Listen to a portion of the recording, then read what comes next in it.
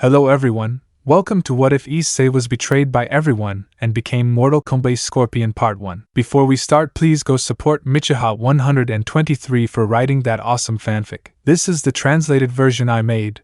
There will be some mistake in character's gender, but of course Issei is a male. Abandoned, despised and humiliated by his family. Deceived, humiliated, rejected and betrayed by the supernatural. Beaten, insulted and scorned by the city of Kuoh. All this was suffered by Issei Hyoudou, a young man who was tormented throughout his life because of his three brothers.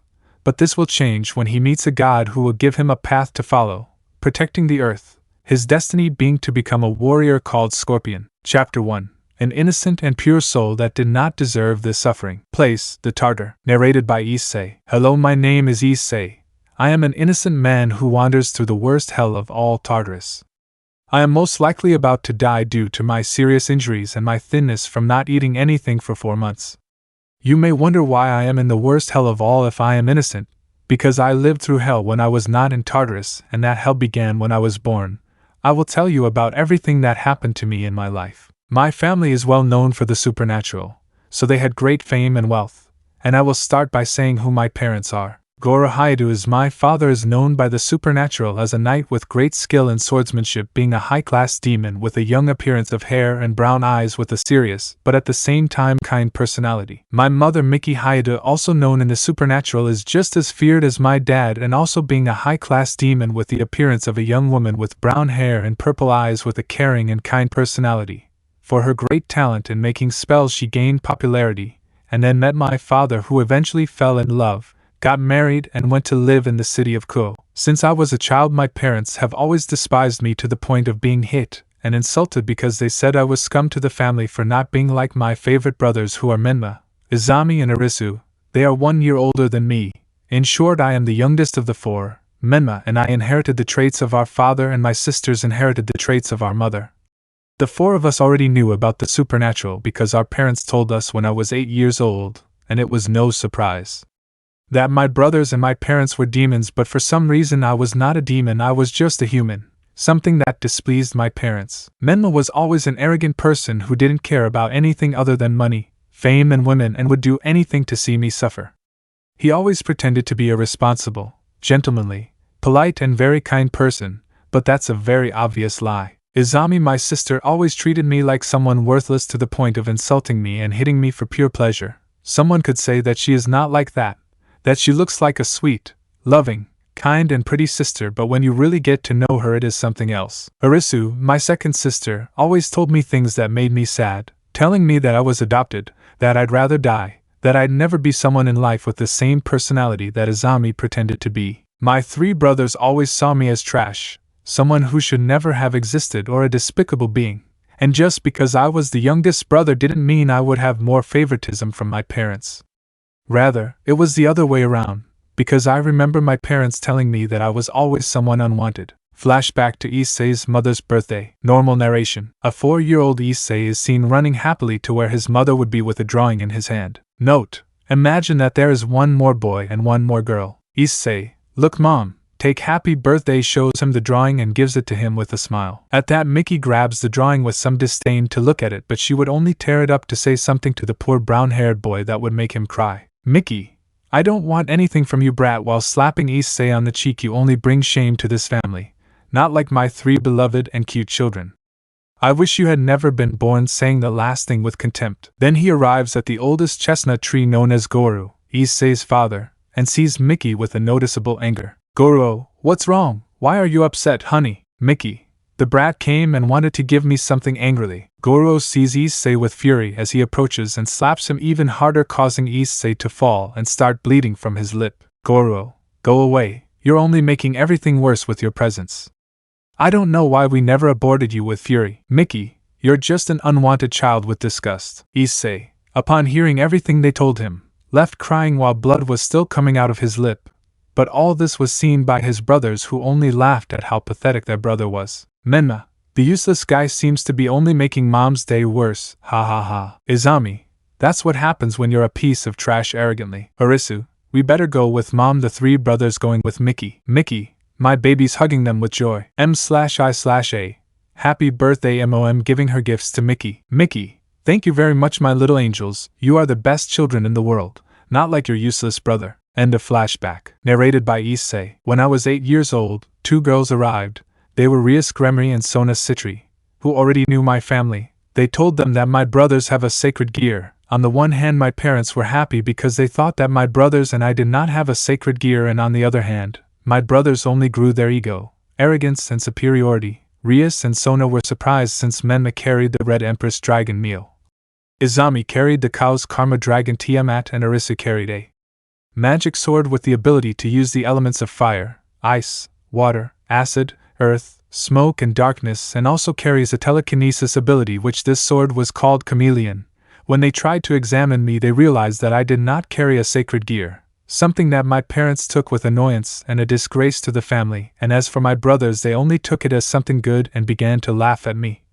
When that happened, my parents only paid more attention to them and gave them more love to my brothers, that when I asked for something or if I could be with them, they just told me to leave, not to bother them. They even hit me to leave them alone. My parents, knowing this, began to train my brothers to have better skills and began to pamper them more, and as for me, they never worried even a little, to the point that when it was my birthday they forgot about it, but when it was my brother's birthday they forced me to congratulate them. They didn't even bother to ask me how I was. My brothers were prodigies in classes and sports, while I did not stand out in anything, but I tried to do it with the hope and illusion that my parents would see me and at least tell me, "I love you."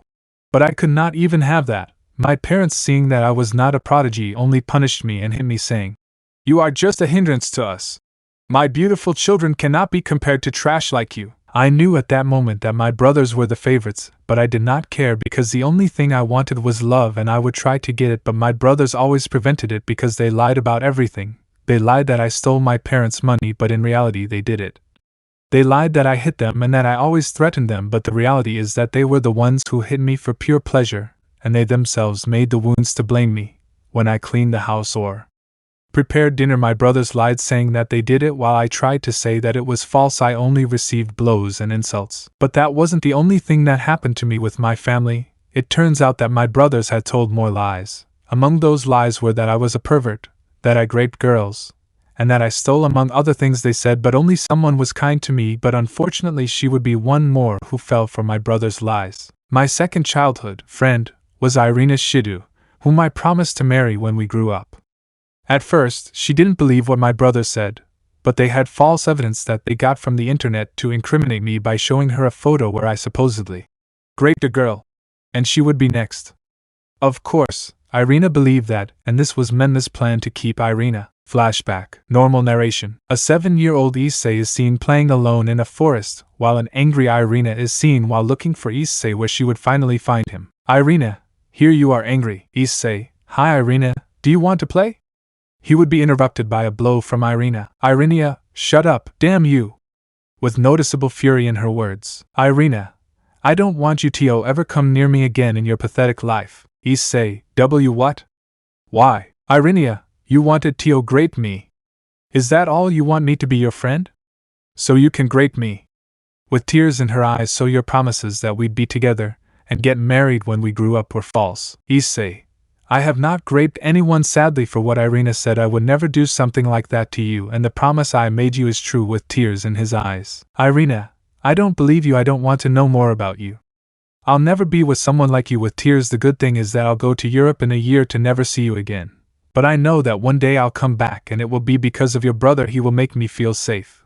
But you looking with hatred at the brunette, I hope you're alone forever. Issei sees with tears in his eyes his only friend and someone who loved him walking away from him because of a lie from his brothers. Some time later, Irina would leave Kuoh to go to Europe, but with the mentality of returning to Kuoh for Menma and not for Issei, leaving the brown-haired boy very hurt. End of flashback. Narrated by Issei. If Irina was my second friend, then who was my first friend?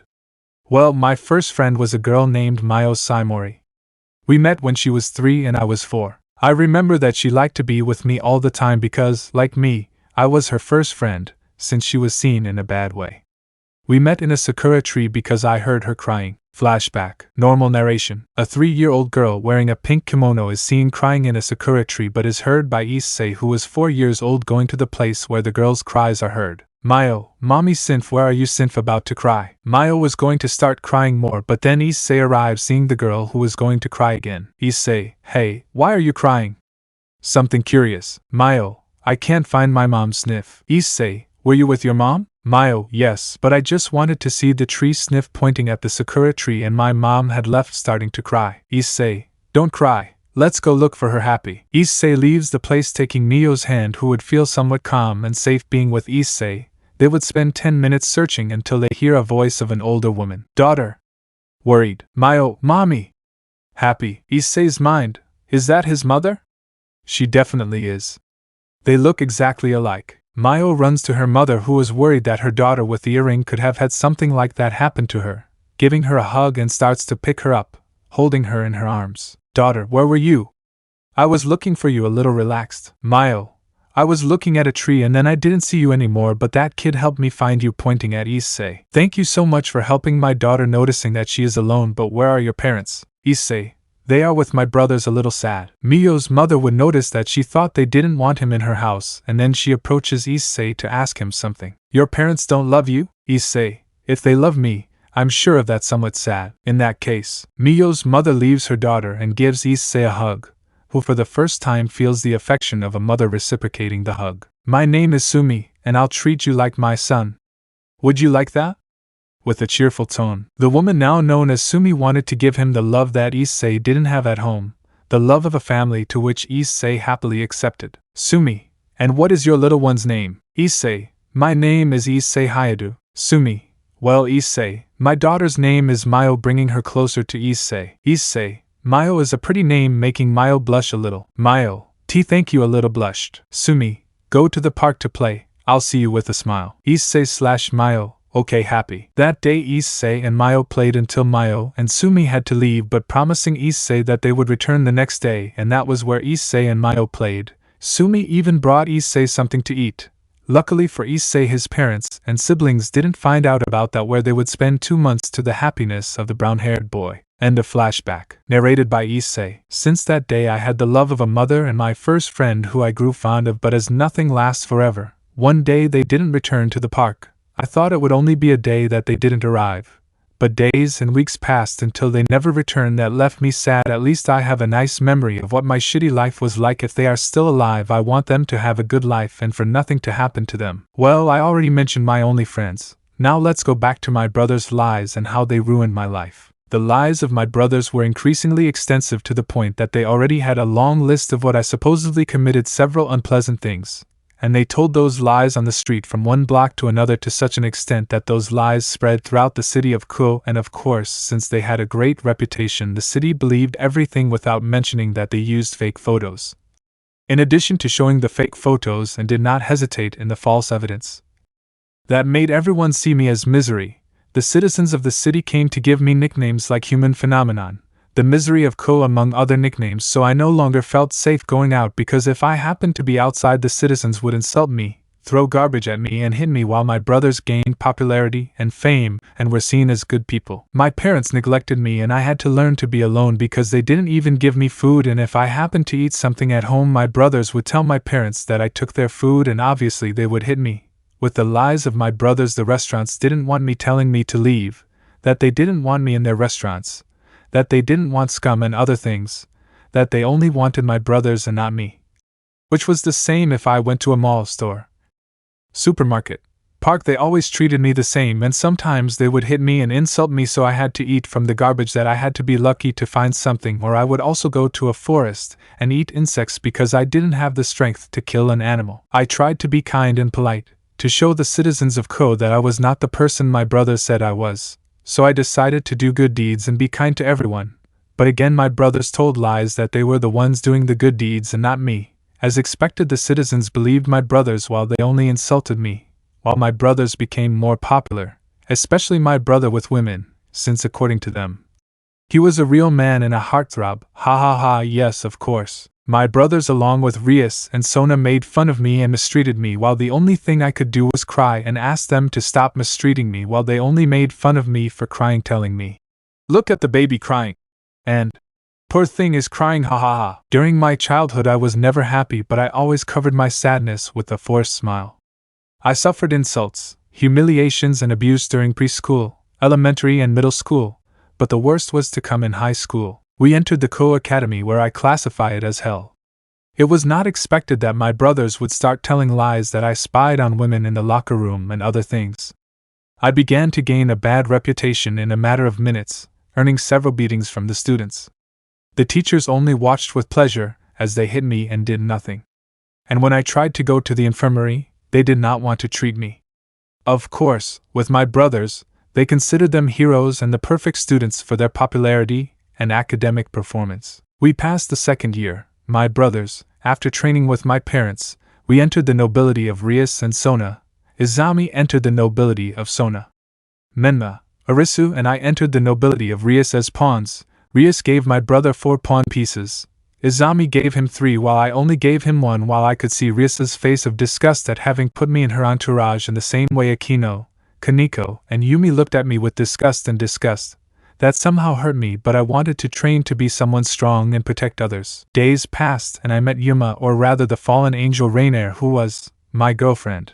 But she only wanted to kill my brothers, but I managed to defeat her, but she fled. Then Rias and her entourage already knew about Rainier, so they decided to look for her. Then I met Asia Argento, who was her first friend, and we did not get along, but Menna told her lies that I was someone of the worst, and Asia believed it. She just slapped me and called me perverted, and that she did not want me to be her friend anymore. Some time later, the encounter with the fallen angels in the church and Asia's death occurred. For my part, one was able to kill all the fallen angels, and my brothers were very injured while Asia revived thanks to Rias. It was not expected that Menna told lies that he saved her, and Asia just looked at me with disgust while the only thing I could do was be sad. Rainier was the only one alive, but I decided not to kill her and give her a chance to live like that, and she left the place. Then Razor's engagement with Rias happened, in which we had a rating game to break the engagement, but unfortunately we lost, although I had done almost everything in terms of eliminating Razor's pieces, while Akeno, Kaneko, Yumi, and my brothers had been eliminated, but they blamed me for us losing. Then I went to Rias's wedding, where I faced Razor again to break the engagement, which I was able to win, but my brother took the credit. That made me sad, since they believed my brother more than me. After that, Irina came back, who kissed Menma on the cheek for seeing him again, and as for me, she just looked at me with disgust, which hurt me, but I just got over it. We also met Zenobia Korda, who is Irina's friend.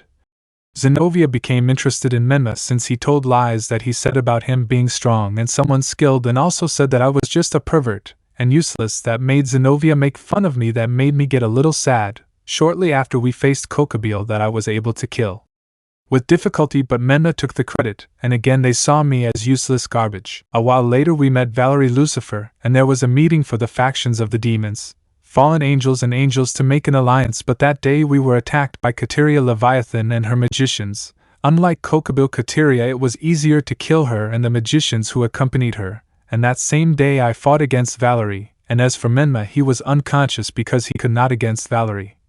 I was able to fight Valerie, and then he left, and Menma lied, saying that he defeated Valerie and Kateria, and as always the idiots believed it, and they only used me as their punching bag for being someone failed. Then came the conflict with the Norse god Loki. Luckily I managed to defeat him and also Diodora, while Menma, as always, lied and took the credit, and they only saw me as a loser. Then we went on a trip to Kyoto to rescue Yasaka, the leader of the yokai faction, because she had been kidnapped by a faction of heroes, where I managed to rescue her. But as expected, they did not believe that I saved her because they thought that the one who saved her was Menma, and of course they believed him. There was also the fight with Rias's cousin called Serorg Bale. My brother and I faced him, but my brother is the same as in bed. He doesn't last a minute, and he was already defeated while I was able to win the fight, but it was obvious that Menma lied and he took all the praise. Even Serorg congratulated Menma, and he told me that I was just a failure. A month passed and my reputation at school was the same as always, with beatings and humiliations, but 3 girls who were Murayama, K-Taste, and Aika, they confessed that they were in love with me. That made me happy, and I thought I had some happiness that I wanted so much, and we went out on dates. But I think that I never deserved happiness because it turns out that they were in a bet with my brother. Flashback. Normal narration. Issei can be seen in an arch with K-Taste, Murayama, and Aika in a park. Issei was very happy to be on his 3rd date with the aforementioned when he took out 3 boxes with some bows from his backpack and gave them to the 3. Issei: I hope you like these gifts, Happy. The 3 girls look at the boxes with some curiosity, and see that each box had their name. For my beautiful Murayama, for my Sakura Blossom Kates, for my perverted Aika. The gifts were some cute Five Nights at Freddy's plushies. Murayama's plushie was Foxy, Kate's plushie was Bonnie, and Aika's plushie was Freddy, but what they noticed is that they weren't bought but were made by Issei. Issei. I remembered what their favorite animals were, so I decided to make them some stuffed animals. I hope they liked it. Happy. Time passed, and the three arrived home with the stuffed animals, but when they saw them they were disgusted to have received something from Issei.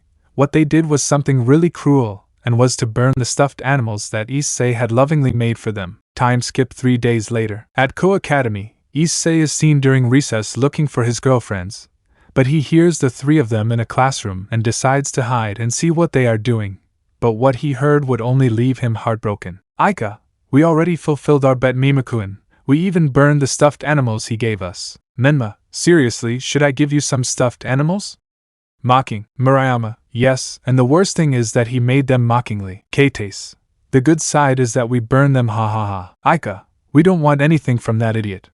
When he gave you the stuffed animals, I felt disgusted mockingly. Menma, they are really bad girls, and when will they finish with that idiot mockingly? Kates, today I'm already fed up with your loser brother mockingly. Aika, the most humiliating thing is that her little friend is very pathetic and adorable compared to Menma's sword, she said with mockery and lust to the last. Menma, Murayama and Kates started laughing at what Aika said about the size of Issei's member, while Issei just listens to this and starts to shed tears. Note: Issei is Team Blood and Aika doesn't know this. Menma, you are a naughty person, Aika. That deserves a punishment, said the flirtatious Tide. Menma begins to approach Aika while she only sees him in a perverted way, and they begin to kiss full of passion, while Menma puts his hands on Aika's but making her give a small moan. Murayama, Mo Aika, he's ours too, jealous. Kates, Menma-kun, I also want a kiss, with a pout. Issei just leaves the place crying with his heart broken, while the students and teachers who saw him run just made fun of him, and this was heard by Mima, Murayama, and Kates. Menma,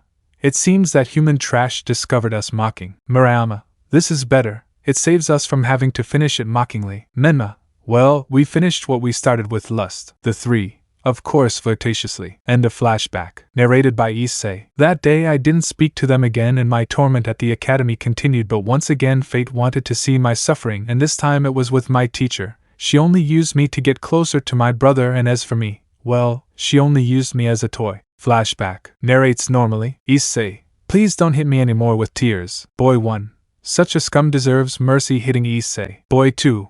Why aren't you like your useless brothers, hitting Issei. Boy 3. Let's teach this bastard a lesson, hitting Issei. 10 minutes passed in which Issei was beaten until they stopped and left him on the ground, but then he heard a female voice, and it was his teacher. Are you okay, Issei?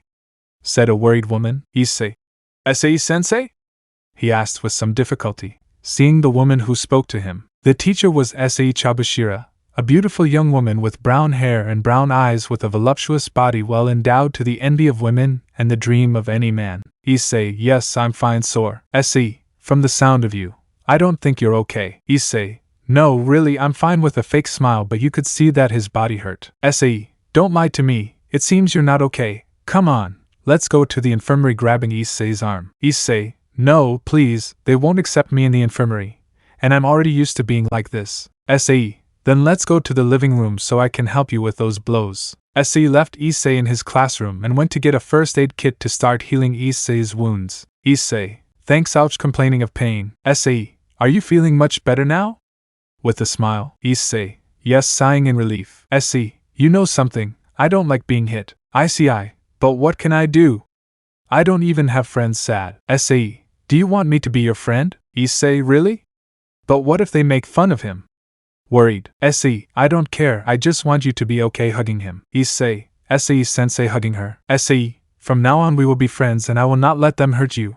I promise. We will be together, and we will support each other, giving him a kiss on the forehead, making Issei blush. Issei, yes, sensei, blushing. Issei, Fufufu, you look very cute when you blush. Issei-sensei, embarrassed. 2 weeks passed since Issei and Issei became friends. Issei started to feel something for Issei, so he decided to confess, to which Issei accepted, and they kissed full of love.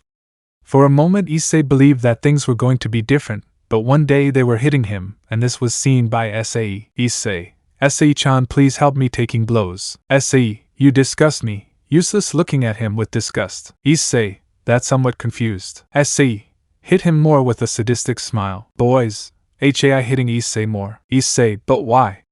Sadly receiving more blows. Este, ha ha ha ha, did you really think I was going to be with a pervert and useless like you? Of course not, because as you said that day they would only make fun of me.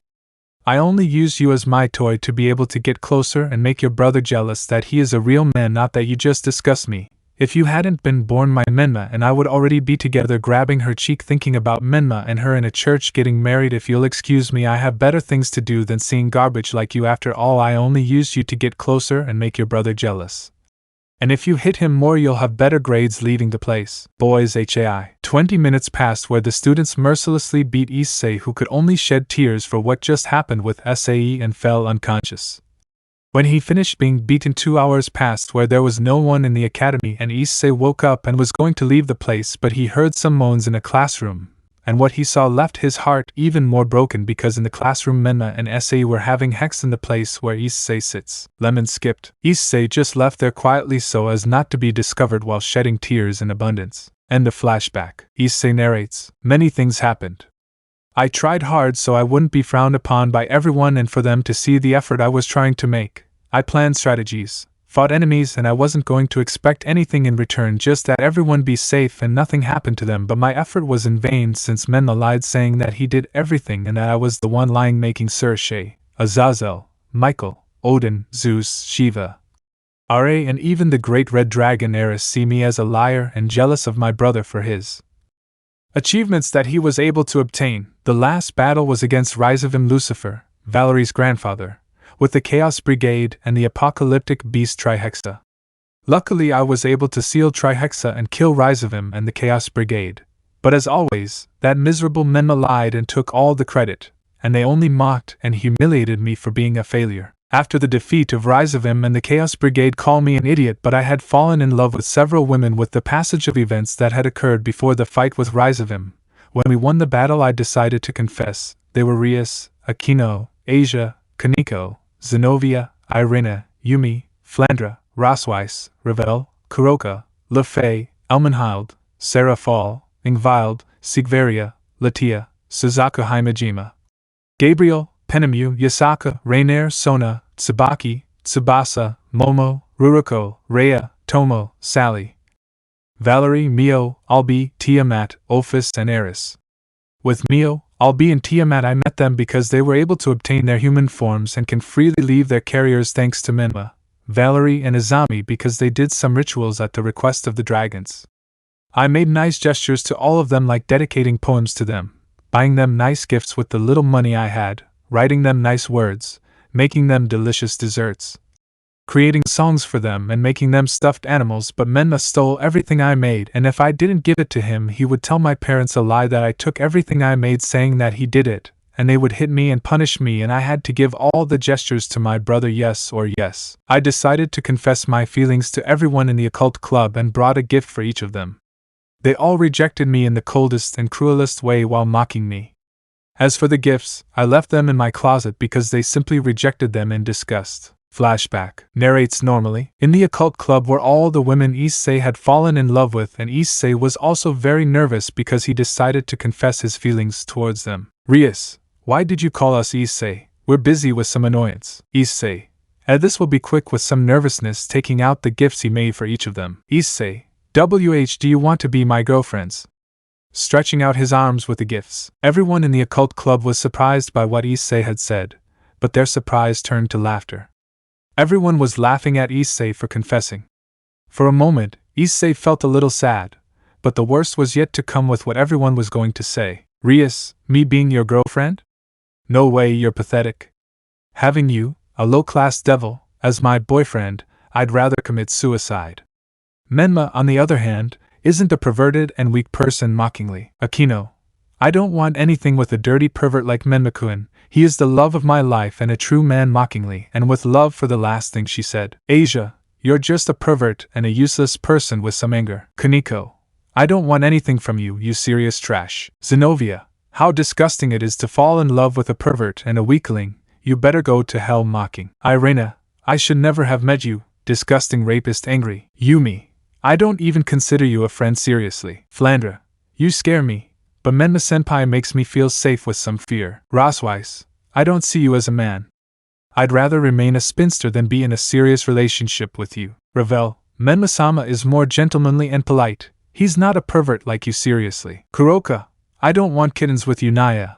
I only want Menma's kittens Naya seriously. Lefei, I would never go out with you disgusted. Almenhild, I would never be with a useless person like you mockingly. Seraphal, just looking at you offends me seriously. Ingvild, you're just useless disgusted. Sigvaria, don't talk to me again because Menma showed me a photo of you raping a woman angry. Latia, you only make me laugh when I see you mockingly. Suzaku, I don't want to be in a relationship with a pervert who grapes women seriously. Gabriel, you are a monster but Menma is my little angel, my love and not a sinner like you seriously. Penemu, you better go and ask some stray dogs to be your girlfriends mocking. Yasaka, I don't want a pervert as my husband and father for Kunu, for this is my cute Menma seriously. Rainier, you're not even a part of what Menmakun is mocking. Sona, I'll be the laughingstock for being with an idiot like you seriously. Tsubaki, I wish they had aborted you seriously. Tsubasa, I'd rather be dead than be with you mockingly. Momo, you're just disgusting mocking. Ruruko,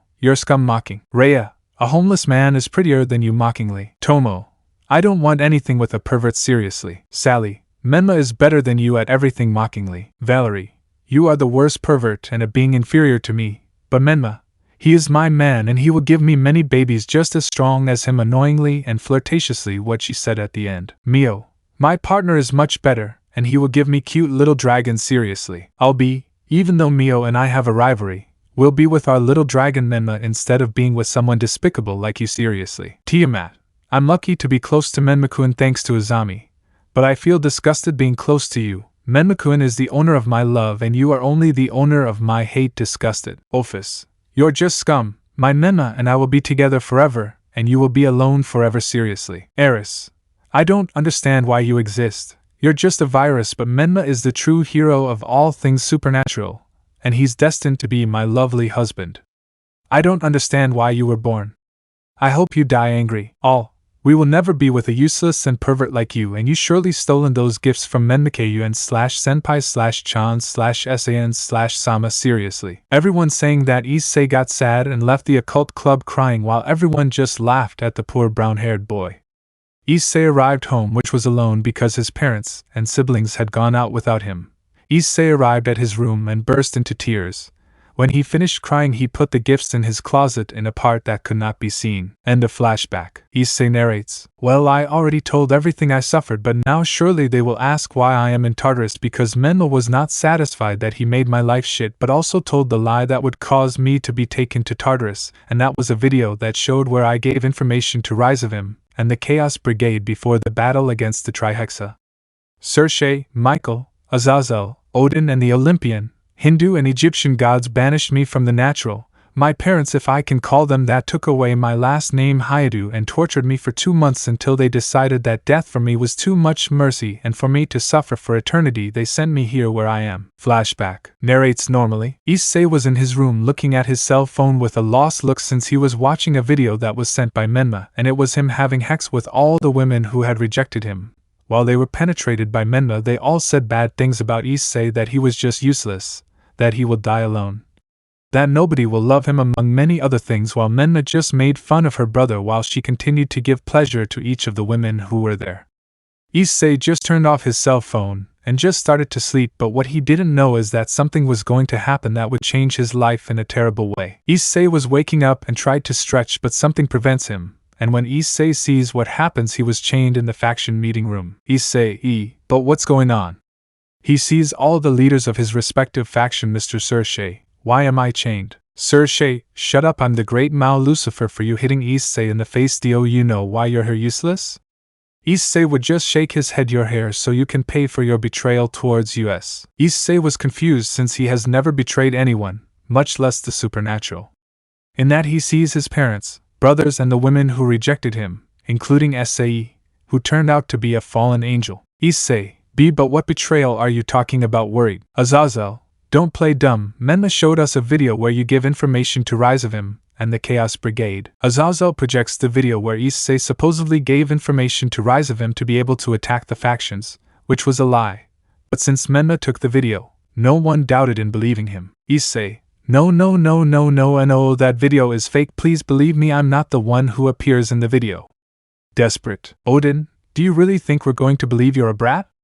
It's clear from the video that it's you angry. Menma, I'm sorry little brother, but I had to reveal your plans so you can't do anything. It's not my fault I have the achievements you don't have, pretending to be innocent but actually smiling psychopathically inside. Issei, please believe me just this once, mom. Dad, please believe me, I wouldn't betray you, with tears running down his face. Goro, I'm not surprised that you tried to do something because you were jealous of your brother, seriously. Mickey, we'll take away your last name Hyoudou and kick you out of the house.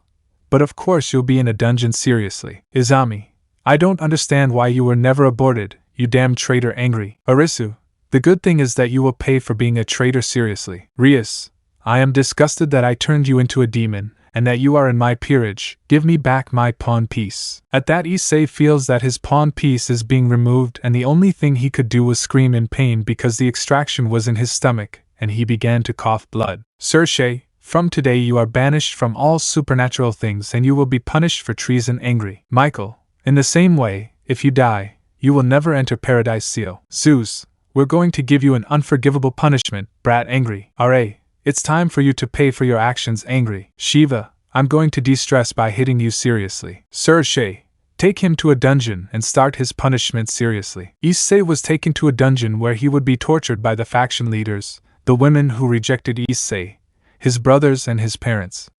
Issei's tortures were very painful, such as hitting him with hot metal sticks, making cuts on his back, whipping him, dislocating an arm, knocking out some of his teeth, making cuts on his cheeks as if he were smiling, embedding nails and swords in his chest, hitting him with various torture tools. The news that Issei was working for Reincarnation was made public throughout the supernatural, and everyone was enraged with Issei. No one wanted Issei. Demons, angels, fallen angels, Greeks, Egyptians and Hindus all despised Issei, but with the news that he was working with Reincarnation now they hated him and wanted to see him dead.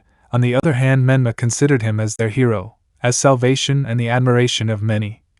Children saw Menma as their hero and Issei as the villain. Many women wanted to have a relationship with Menma. They planned to kill Issei, but Menma suggested that they take him to Tartarus with everyone's approval, but first they wanted to have fun torturing Issei a little. 2 months passed where Issei was tortured and the chestnut tree was seen in a deplorable state. Everything was seen by the supernatural, both the citizens who were there and on the screen that was being transmitted. Everyone was gathered, the faction leaders, the Gremory lords and matriarchs, Citri and Phoenix, Issei's parents and siblings, and the women who rejected Issei. Sershe, today the severest punishment will be given to the person who betrayed us. Issei. Everyone screamed with excitement to see Issei burn, while the aforementioned could barely be conscious, given that death is of much mercy for a traitor. We have decided to send him to the worst hell of all, Tartarus, for all eternity. Everyone applauded because Issei was going to be sent to Tartarus. At that, a portal opens where a true hell could be seen while Issei was on his knees shedding tears of blood. Sershe, last word, bastard. Serious. Issei, I just hope they don't regret it, and leave me alone, with a very tired tone. Sershe kicked Issei into the portal, sending him to Tartarus. The others who saw this were happy that they finally got rid of Issei, while Menma was applauded and received praise from the others, while with the girls they kissed Menma for being their hero. End of flashback. Issei narrates, and this is where we are, wandering for 4 months in this hell. I think this was always my destiny to suffer. I just hope to die once and for all so I don't have to suffer anymore, but what can I do? I can only wait for it to die. I've been here for 4 months and I think I'll die. I don't feel anything anymore. I'm very cold and I just want to sleep a little. Narrates normally. Issei was lying on the ground waiting for his death, but this is seen by a monster from Tartarus, and he wanted to help him. Place, so Issei's fate couldn't be avoided. 2. I'm afraid not. Although you gave him a family, his destiny is sealed. It's only a matter of time before he becomes the warrior he was in other timelines. Scorpion. Sorry for not being able to change your destiny of being Scorpion, Issei, but I assure you that I will guide you on a good path, and that you do not choose revenge. Chapter 2. The Spectre of Hell. Place, the Tartar. Normal narration. Screams, pleas and wails of several souls that were suffering in Tartarus could be heard. But what interests us is to see the state of a boy who has suffered a lot since before entering Tartarus. Issei was on the hot and rocky floor. The only thing Issei wanted was to die so he would no longer suffer more than he had already suffered. But this was seen by a monster from Tartarus. The monster approached poor Issei to kill him but noticed something in the brown-haired boy.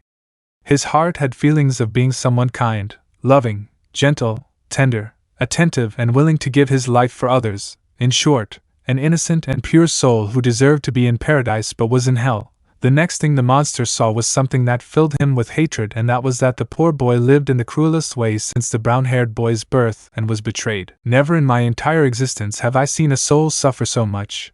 I don't understand why he's here if he should be in paradise. The boy has already suffered too much. I'd better help him. At that notice that Issei will die, it seems like he's going to die. It would be better to do this quickly. Seriously. The monster turned into a ball of fire, getting into Issei to prevent him from dying. In the process, it also healed his wounds, but while that was happening, Issei was having a nightmare. Issei's dream. You could see what appeared to be a massacre, as you could see mercenaries killing people and burning buildings. You could hear screams from people, katanas clashing against each other, rains of arrows and heartbreaking sounds of people being stabbed, decapitated and begging for mercy. All of this being led by a ninja named Sub-Zero. In the video, ignore Scorpion and Sub-Zero. They're burning everything. They are the rival clan. We have to fight. There are too many. We can't deal with them. It's raining arrows. No, no, no, no. Please have mercy. Leave no one alive. Kill this whole clan. We will have power. For the Lin K. End of Issei's dream. Issei woke up very terrified by what he saw, because for him everything he dreamed felt real, but he realizes that the wounds he had disappeared as if nothing had happened. Issei, what? What happened to my wounds? You're welcome, brat. In Issei's mind. Issei, what the hell? Who are you and where are you? Scared. Calm down and thank me for healing the wounds you had. By the way, you were about to die. Issei, okay, thanks. But who are you and where are you? Seriously, you'll know when you're unconscious. Issei, what? Issei, shit my head. From one moment to the next, Issei felt his head begin to hurt, the pain resembling as if his skull was being fractured. It took 2 minutes for Issei to finally fall unconscious. Issei's mind. Issei began to wake up but saw that he was no longer in Tartarus but in a black space where there was nothing, only darkness. Issei, where am I? Seriously, in your mental space, brat, seriously. The monster would allow itself to be appreciated, leaving Issei surprised by the shape of the monster. It was the combination between a humanoid and a scorpion, because on the part of its back you can see 2 pincers and a scorpion tail. Issei, were you the one who helped me? Surprised. Indeed, brat, serious. Issei, why did you help me? Going from surprised to serious. At first I was going to kill you, but when I got closer to you I could read your heart, and I noticed that you had a bad life, that you did many good things and they only gave you contempt, and then they sent you here. I didn't understand why you are in this place and I preferred to help you. And not only that, but I felt that we were connected in some way, as if our destiny was to meet. Issei was shocked to hear what the monster said. He didn't believe that his destiny was to meet the monster. Issei, what do you mean by that, our destiny was to meet? I don't know. By the way, what's your name, brat? Issei. Issei Hyoudou. Just Issei, somewhat angry when he wanted to pronounce the surname that was taken from him. And what is your name? Curious. I noticed that he didn't want to pronounce his last name. The truth is I don't have a name, so you can call me whatever you want. Issei, then I'll call you Hanzo Hasashi. The monster, now called Hanzo Hasashi by Issei, gave a small laugh at the name Issei gave him, but noticed that the brown-haired man was serious. Hanzo, hey brat, why are you so serious? Issei, if you helped me, I suppose you wanted something in return. Seriously. Hanzo, no, I helped you just for the fun of it. Tell me, do you want revenge? Seriously. That question made Issei angry, and he began to remember how he tried hard for everything, how he tried to help the citizens of Kuoh with good deeds, trying to teach his parents that he loved them even though they didn't want him by doing several good things. He tried hard so that the supernatural have peace and joy. He tried to make the women he once loved with all his heart happy, even giving them beautiful gifts. But all he received was contempt, abuse, humiliation, rejection and betrayal from everyone he fought for. Now he is determined to want revenge and make everyone pay for what they did to him. He no longer had feelings of joy and nobility. Now he had feelings of hatred towards all of them. Issei, I want those wretches to pay for what they did to me. Angry. Hanzo, then I will give you my power so you can get out of Tartarus. Do you accept it? Seriously. Issei, can you get out of Tartarus? Hanzo, no, but if I give my abilities to someone, they will be able to enter and exit Tartarus. Seriously. Issei, so I do want revenge. Seriously. Hanzo, okay, When I give you my abilities, I'll disappear seriously. Issei, why? Seriously, Hanzo. Because by giving my abilities, I'm also giving my life.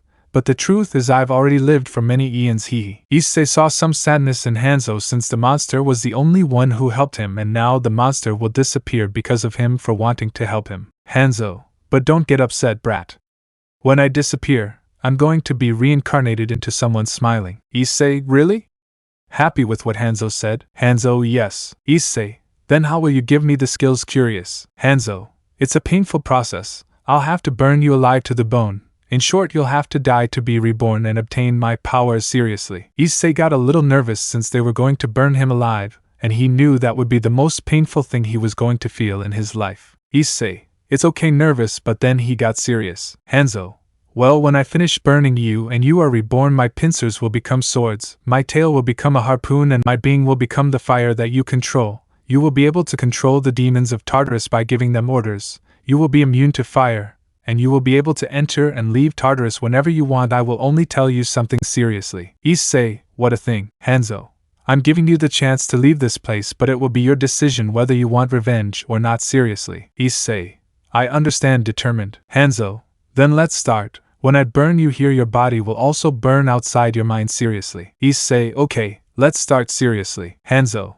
it was a pleasure meeting you. Issei. Issei, likewise. Hanzo. So the two would shake hands to say goodbye to each other, and Issei's mind began to turn red and the temperature began to rise. At that moment, Hanzo would remove the skin from his head as if it were a mask, exposing his skull, scaring Issei a little. But at that moment, Hanzo began to take out a powerful flame from his mouth, throwing it at Issei, who began to scream in pain as if he felt his body burning as if he were a piece of meat. Issei,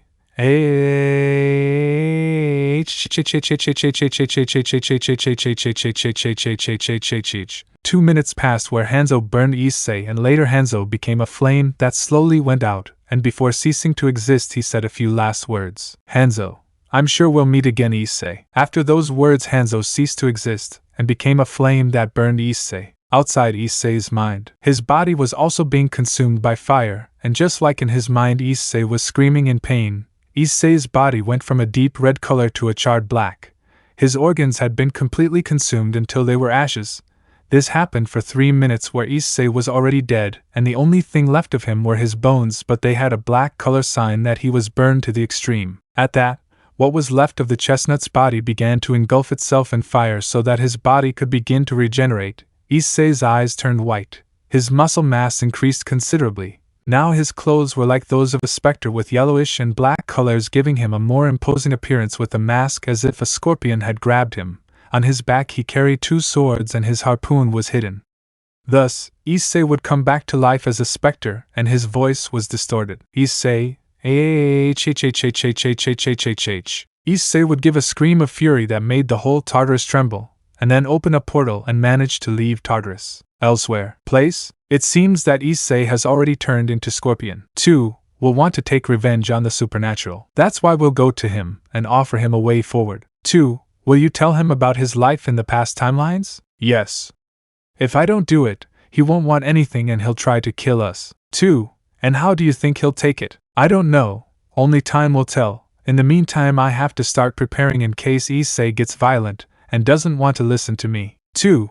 How did Issei become Scorpion if Quan Chi didn't revive him? When I was creating this timeline, I decided that I would take away Issei's abilities and create the monster that helped Issei. 2. So you created that monster with the abilities you took from Issei in the previous lines? Yes, but do not take into account that Issei would have his abilities again. Issei's abilities are so powerful as to be able to ridicule everything supernatural, even Ophis and Eris. But if Issei consumes his anger, he can become so powerful as to kill the ancient gods and could even give me a fight. 2. So that's why you took away those abilities. But why was the monster in Tartarus? By taking away all of Issei's power and creating the monster, he didn't know where to leave it, so he created Tartarus to keep it there because if he sent it to Netherrealm they could use its power for devastating things. 2. Did God know about the monster? Yes, God helped me and I told him about the monster and the past timelines. I told him that I would take care of the monster while we began to create everything. We were both aware that the monster was very powerful, but I asked him to keep the secret for everything supernatural. 2. So when will you go for Issei? I'll go for him in a month. I hope he can understand that it wasn't my intention for him to have that life full of misfortunes. 2. Don't worry, we'll help him have the happiness he never had even in his past lives. Thanks, Garas. Time skip 1 month. Location: abandoned temple? Returning to Issei. A month passed where Issei became Scorpion and tested his new abilities that he got. While traveling aimlessly, he found an abandoned temple where he saw books of fighting styles, but the fighting style that made him most curious was Hapkido, and he practiced it until he mastered it to perfection in a very short time. Now you can see Issei sleeping while having a dream or a nightmare. Issei, no sleeping. Issei's dream. The same carnage could be seen, and the screams of men and women dying could be heard, katanas clashing against each other, arrows being penetrated into bodies, and many more heartbreaking noises could be heard. But this time a woman could be seen hiding scared while she had a crying baby clinging to the woman. Here they might ignore Scorpion. Wawawa. Don't cry anymore, darling, I'm here. Issei, where are you? That. No. Ha ha ha. Issei's family. It will be satisfactory to kill you and your daughter. Very soon you will see Issei again. No, please don't do anything to us. We have not done anything wrong to you. Don't kill us. His death will be very quick, lol. Issei will meet you soon. Final words. Issei, please save us. Wawa. Issei. Aya. End of Issei's dream. Nuh. Issei let out a scream that showed frustration and desperation for the nightmare he had. He was sweating and he was also crying. Issei, what? Touching his cheeks. Why am I crying? Damn, why do I have these nightmares? I'd better leave this place. See, it's already night. How long have I been asleep? It doesn't matter. Issei leaves the temple, but then he sees someone that Issei doesn't know, and it also seemed strange to him since it is an abandoned temple, and there shouldn't be anyone there. Issei, who are you? Good evening, young Issei. I am Lord Liu Kang, god of fire and protector of the earth. Bowing. Issei, what? A god? And how do you know who I am? Liu Kang, because I am the god of fire. At that, Issei sees how Liu Kang's eyes shine, and by the power that emanated it was that of a god, and that he did not lie. Issei, if you are a god, why have I never seen you with the other miserable gods and in the supernatural? Angry. Liu Kang, although I am aware of the supernatural, I care little about what happened to them. But I came to see you for something kind. Issei, are you going to kill me?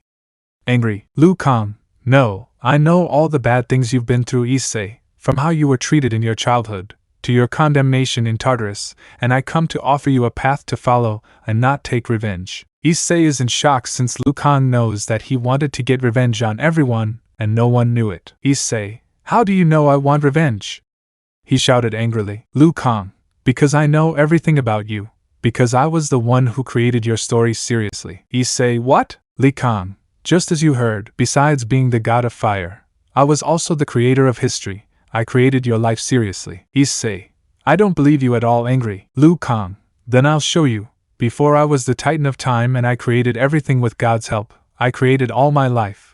I tried to make you have a good life, but something happened that I couldn't do. Seriously. Liu Kang with the fire that he created began to show Issei how it was that Liu Kang with the help of God created life, and how it was that Liu Kang made Issei's life, but something happened that made Issei have that life full of misfortunes. But Issei misunderstood him and thought that Liu Kang made his life on purpose. Issei thought all the misfortunes that happened were because of Liu Kang's work. Issei, was it your intention that I should go through all that shit? That I should be despised, humiliated, rejected, and taken to Tartarus because of you? Furious. Liu Kang, Issei is not what you think. Please calm down and let me explain. Seriously. Issei, Bucky, you made my life a misery. Liu Kang, please Issei, it was not my intention for your life to be like this. Believe me. Seriously. Issei, no, to hell with you. Angrily grabbing Liu Kang by the shoulders, who couldn't get out of his grip, so they would both teleport to Tartarus. Image and music of Tartar for a better experience. Smiley face. Issei and Liu Kang had arrived at Tartarus. The god of fire was able to remove Issei's hands and saw that they were no longer in the abandoned temple.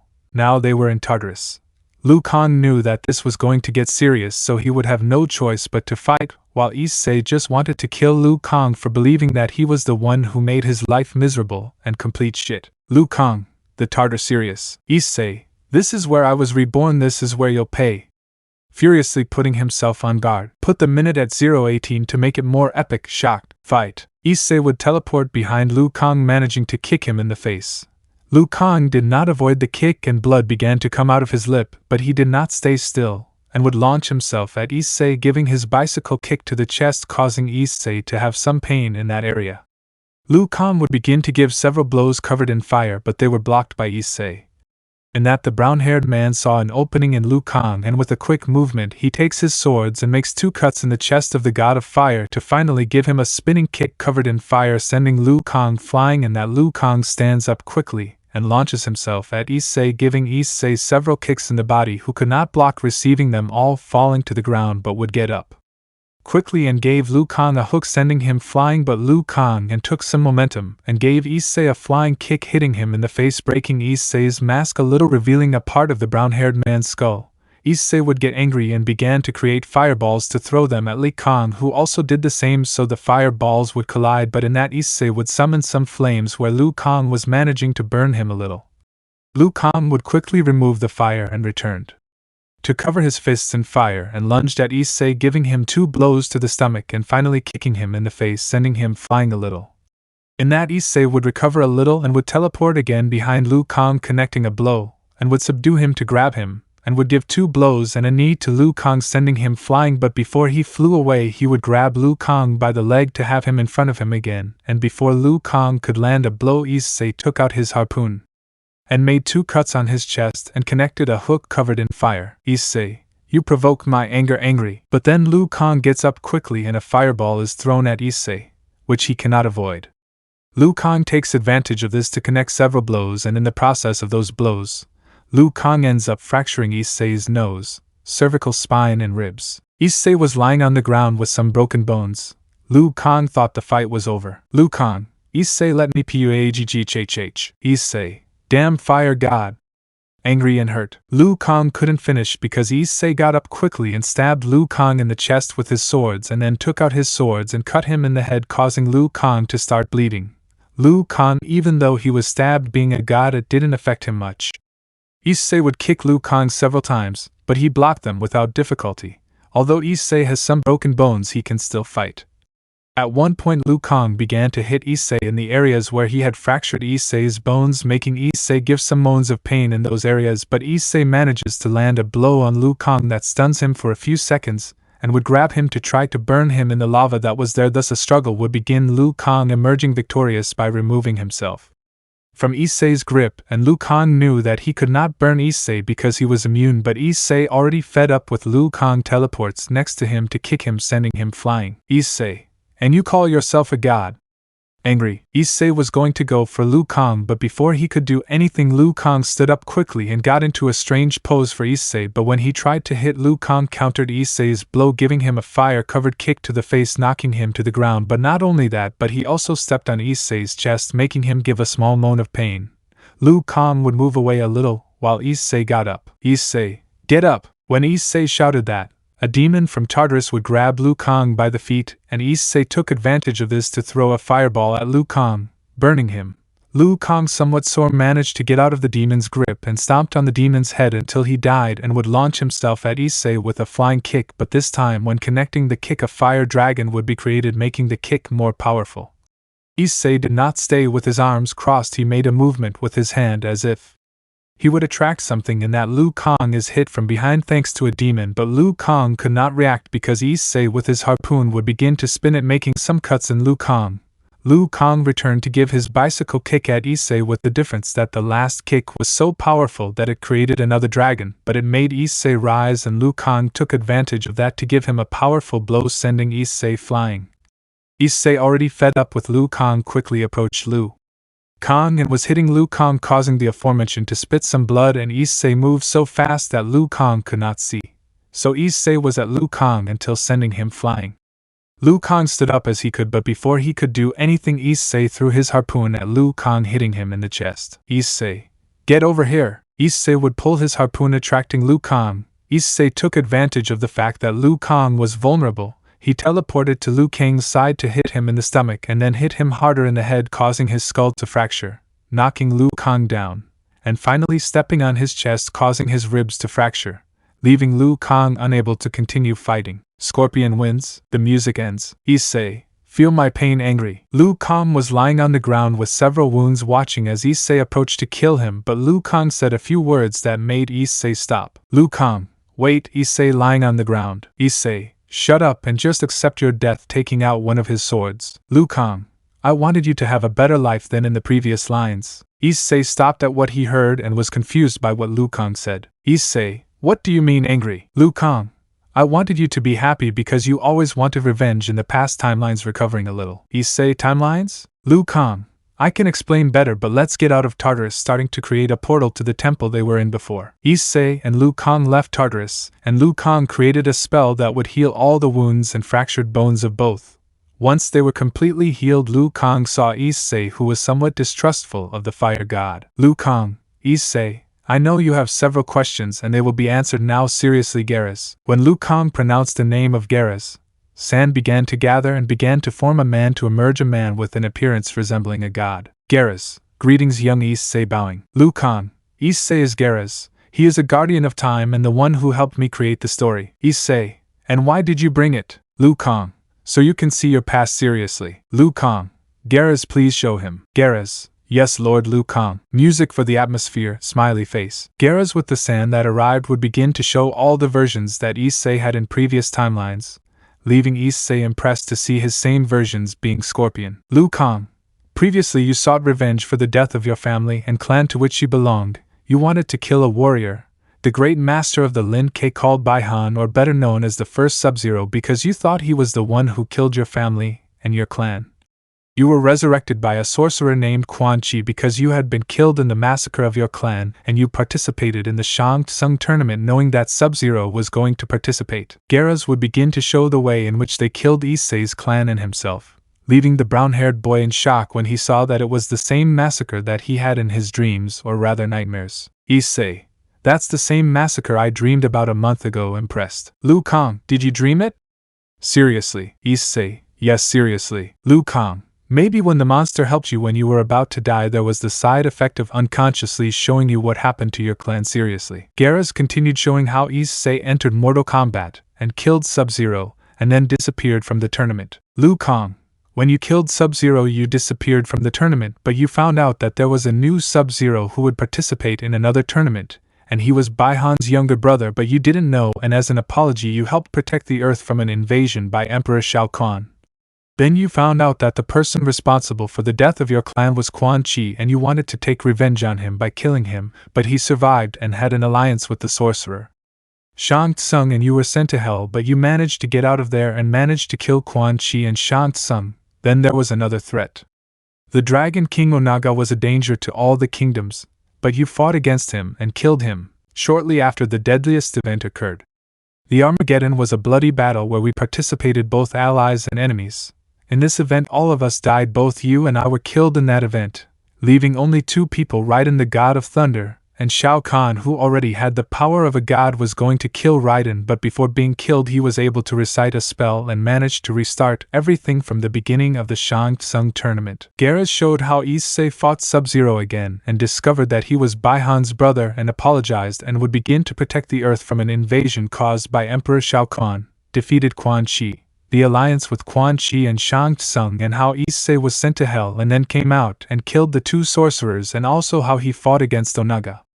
How Issei fought in Armageddon against too many fighters and ended up dying. How Raiden restarted the story until the Shang Tsung tournament before he was killed by Shao Kahn. Liu Kang, Raiden in an attempt to change history told you not to kill Baihan and that he would try to revive your family and your clan, which you agreed to. But having restarted history you were once again in the service of Quan Chi and he influenced you to kill Baihan, and as in the previous line you killed him, and this time when you met his brother Kuai Liang you wanted to kill him in a coliseum, but he defeated you, and before he could kill you he was captured by his clan to turn him into a machine, and you took the opportunity to escape. After that there was the invasion of Shao Kahn, but he died at the hands of the ancient gods for breaking some rules, and there was another invasion, but this time it was by Quan Chi to bring back the fallen ancient god Shinnok, who was sealed in his amulet, and you were in their service along with others known as Kuai Liang, who after having been a machine was resurrected as a returnee. Raiden managed to reverse the spell that he did to you. Kuai Liang and a soldier with metal arms named Jax returned and became humans again, and also the Warlock's invasion was not successful and Shinnok was sealed in an amulet. Garas showed the new timeline where the same events occurred, from Issei killing Baihan to fighting with Kuai Liang, with the difference that the aforementioned was captured by robots, the invasion of Shao Kahn and how he died, and then saw the invasion of Quan Chi and Shinnok to Earth, how several people became revenants thanks to Quan Chi and one of them was Kuai Liang, how Raiden turned Issei Hyoudou and a man named Jax back into humans thanks to the fact that they left Quan Chi unconscious, and how Shinnok was sealed again in his amulet. Liu Kang, 15 years passed and you decided to re-establish your clan, but you still had hatred towards Kuai Liang's clan because you believed that they killed your family and clan. One day Kuai Liang invited you to his temple so that you could know the truth, and you discovered again that Quan Chi killed your family and your clan with the help of a Lin K called Sector, the same Lin K who took Kuai Liang to make him a robot. Kuai Liang had already killed Sector, and you wanted to kill Quan Chi. And again you allied yourself with the Lin K. 5 years passed and you arrived at a shelter where they had him imprisoned and you had to fight. When you finally had Quan Chi, with all your anger you hit him and pierced his chest with your spear and decapitated him. Once again Garrus showed what Issei looked like as a human but already somewhat old due to the passage of time. How Issei found out the truth thanks to Kuai Liang and decided to make an alliance between their clans, and how the years passed for Issei to finally kill Quan Chi. Liu Kang. 2 years passed and a new enemy appeared. She was the Titan of Time Chronica. She had the obsession of wanting everything balanced from good and evil, and that made her bring the past versions of several opponents, and also brought your version of the past and was manipulated by Chronica to serve her, and in return she would revive your family and clan. Your version of the past and your version of the future fought, and your version of the future won, and you taught your other version that, despite having lost your family, you were able to re-establish your clan, and that your other version only or are using, but unfortunately your version of the future is killed and your version of the past promised to help defeat Chronica. And I was able to defeat her, thus creating this timeline in which we are now, and as for your version of the past ceased to exist like everything. Garrus finally showed how Chronica was the ancient titan of time and brought a version of Issei's past as well as a version of Liu Kang's past. How was it that Issei helped Kuai Liang destroy the Lin K cyber initiative thanks to Sector, who was also revived by Chronica? How was it that the past and future versions of Issei met and fought, resulting in the future version winning, and implies that although it was difficult to overcome the death of his family, but he managed to move forward and reconsider his past version. But it didn't take long for him to be killed by a woman with the appearance of an insect. The past version of Issei promised to fight against Chronica's army, thus ending with several demons commanded by Chronica. While that happened, Liu Kang fought against Chronica for the Hourglass, which was the artifact to create history, with Liu Kang being the winner after killing Chronica. So Liu Kang would start to create a new timeline, and so Garrus finished showing everything that happened in the past timelines. End of music. Issei was speechless, seeing his past life, seeing how he was resurrected for revenge, how he died in combat, having seen how he was a servant of a sorcerer, and ending up knowing that the sorcerer killed his own family, how he killed Sub-Zero and Quan Chi, how he died in Armageddon, the restart of history, how his versions of the future and the past fought. That and more he did not know how it would take, but what left him with the most astonishment is that he saw that he had a family. Issei, I had a family? Surprised. Liu Kang, yes, but as you saw, Quan Chi was responsible for the death of your family. Issei, but what was my family? Liu Kang, they were your wife and son. You met your wife when you were a child. The only friend who loved you was Mayo, or as you affectionately called her, Harumi, who just like in this timeline you met when you were a child. Seriously. Issei, upon hearing that, was shocked, since he didn't know that he had his first friend as a wife and had a child with her.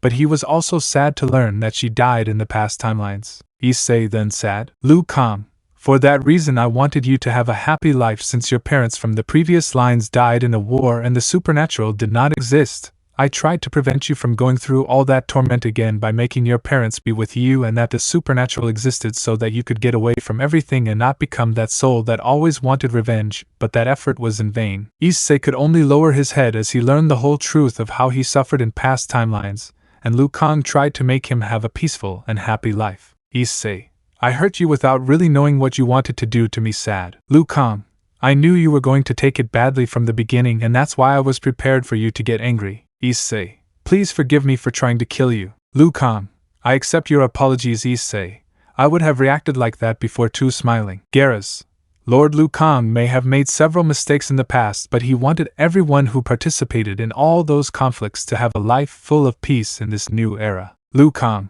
indeed Garrus. Issei, I know that you have a great hatred towards all those who hurt you. Liu Kang, I know you want revenge on the city you grew up in and all the factions, but listen, putting his hand on Issei's shoulder, I came for you to offer you a way forward and to forget your revenge. You can hate all those who hurt you, but they will know of their mistake they made. Issei came to his senses and decided to continue with his hatred towards everyone who hurt him.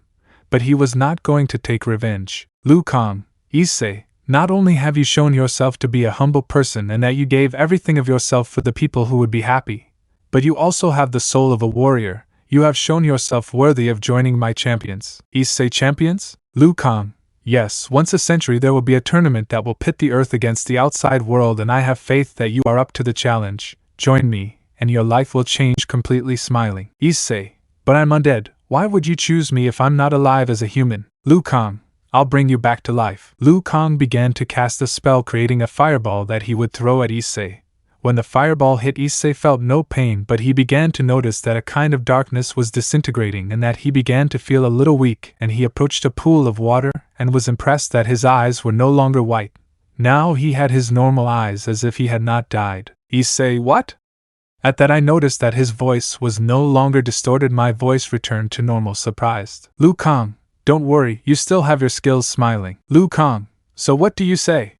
You'll be one of my champions. Issei saw Liu Kang again and knew that now he will have a better way to live and be able to forget all the harm he suffered before. Issei, yes Lord. Liu Kang bowing, and you hear Issei's stomach start to growl with hunger. I think I haven't eaten anything. Sorry. Liu Kang, okay, let's go eat something first. Smiling. So Issei, along with Liu Kang and Gabriel, would leave the abandoned temple to an unknown place, and so Issei would change his life forever with the help of Liu Kang, and he would be able to have the life he always dreamed of. In short, they evangelized me, dude. But what is happening with the factions? Location: Hyoudou Mansion, Kuoh, Japan. You can see several disheveled women, all disheveled, with long nails and red, swollen eyes in different rooms, crying on a bed while holding on to some very beautiful rings they found in Issei's old room. Rias, my cute and tender pawn, my Issei, please come back. I want to hug you, kiss you, and have you by my side forever. Crying while hugging a pawn piece that once belonged to Issei. Akeno,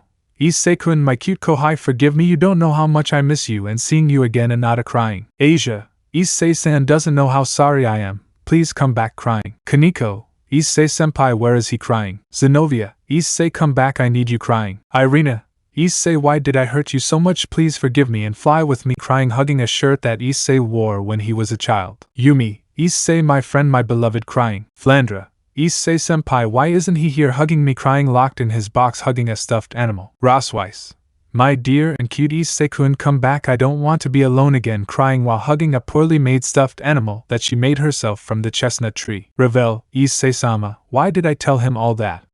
Crying. Kuroka, Issei-naya, I miss you, my kitty. Crying. Lefei, Issei-sama, please come back, I promise not to do to you what I did before. Crying. Elmenhild, Issei, forgive me and come back. Crying. Seraphol, Issei-chan, your magical girl suffers because you are not here hugging me, my love. Crying. Ingvild, Issei, I need your warmth to be happy. Crying. Gabriel, Issei-kun, because I never believed you, my little angel. Crying. Penemu, my man. Issei-kun. Crying. Yasaka, my husband, why did you leave my side? Kunu wants to see her father again, my Issei. Crying. That's how it was with the others who rejected Issei. They cried for the younger brunette and wanted him to come back. In another room, Issei's two sisters are seen crying for their brother while hugging the only stuffed animal Issei had as a child. Izami, Otoro, forgive me for everything, I should have taken care of you. Crying. Arisu, little brother, I miss you, I'm an idiot for having mistreated you. Crying. Both, we should have given you love. Crying. In the older Hyoudou's room, Issei's ex-mother can be seen with tears in her eyes sitting on a chair while hugging a torn drawing that was once her birthday gift from Issei when he was only 4 years old while singing a lullaby. Mickey, my baby. Crying. On the other hand, Issei's ex-father fell into the vice of alcohol. He only spends his time drinking while trying to remember a happy moment with Issei. But all he could remember were how they hit him, insulted him, punished him, and even forgot about poor Issei. All those memories made the older brown-haired boy burst into tears for having treated his youngest son like that, who never gave him any affection. Place, Underworld. All the faction leaders were desperate to find Issei and apologize to him. The children cried for their true hero, and the citizens only lamented for having hurt Issei so much. That was how it was in all the factions.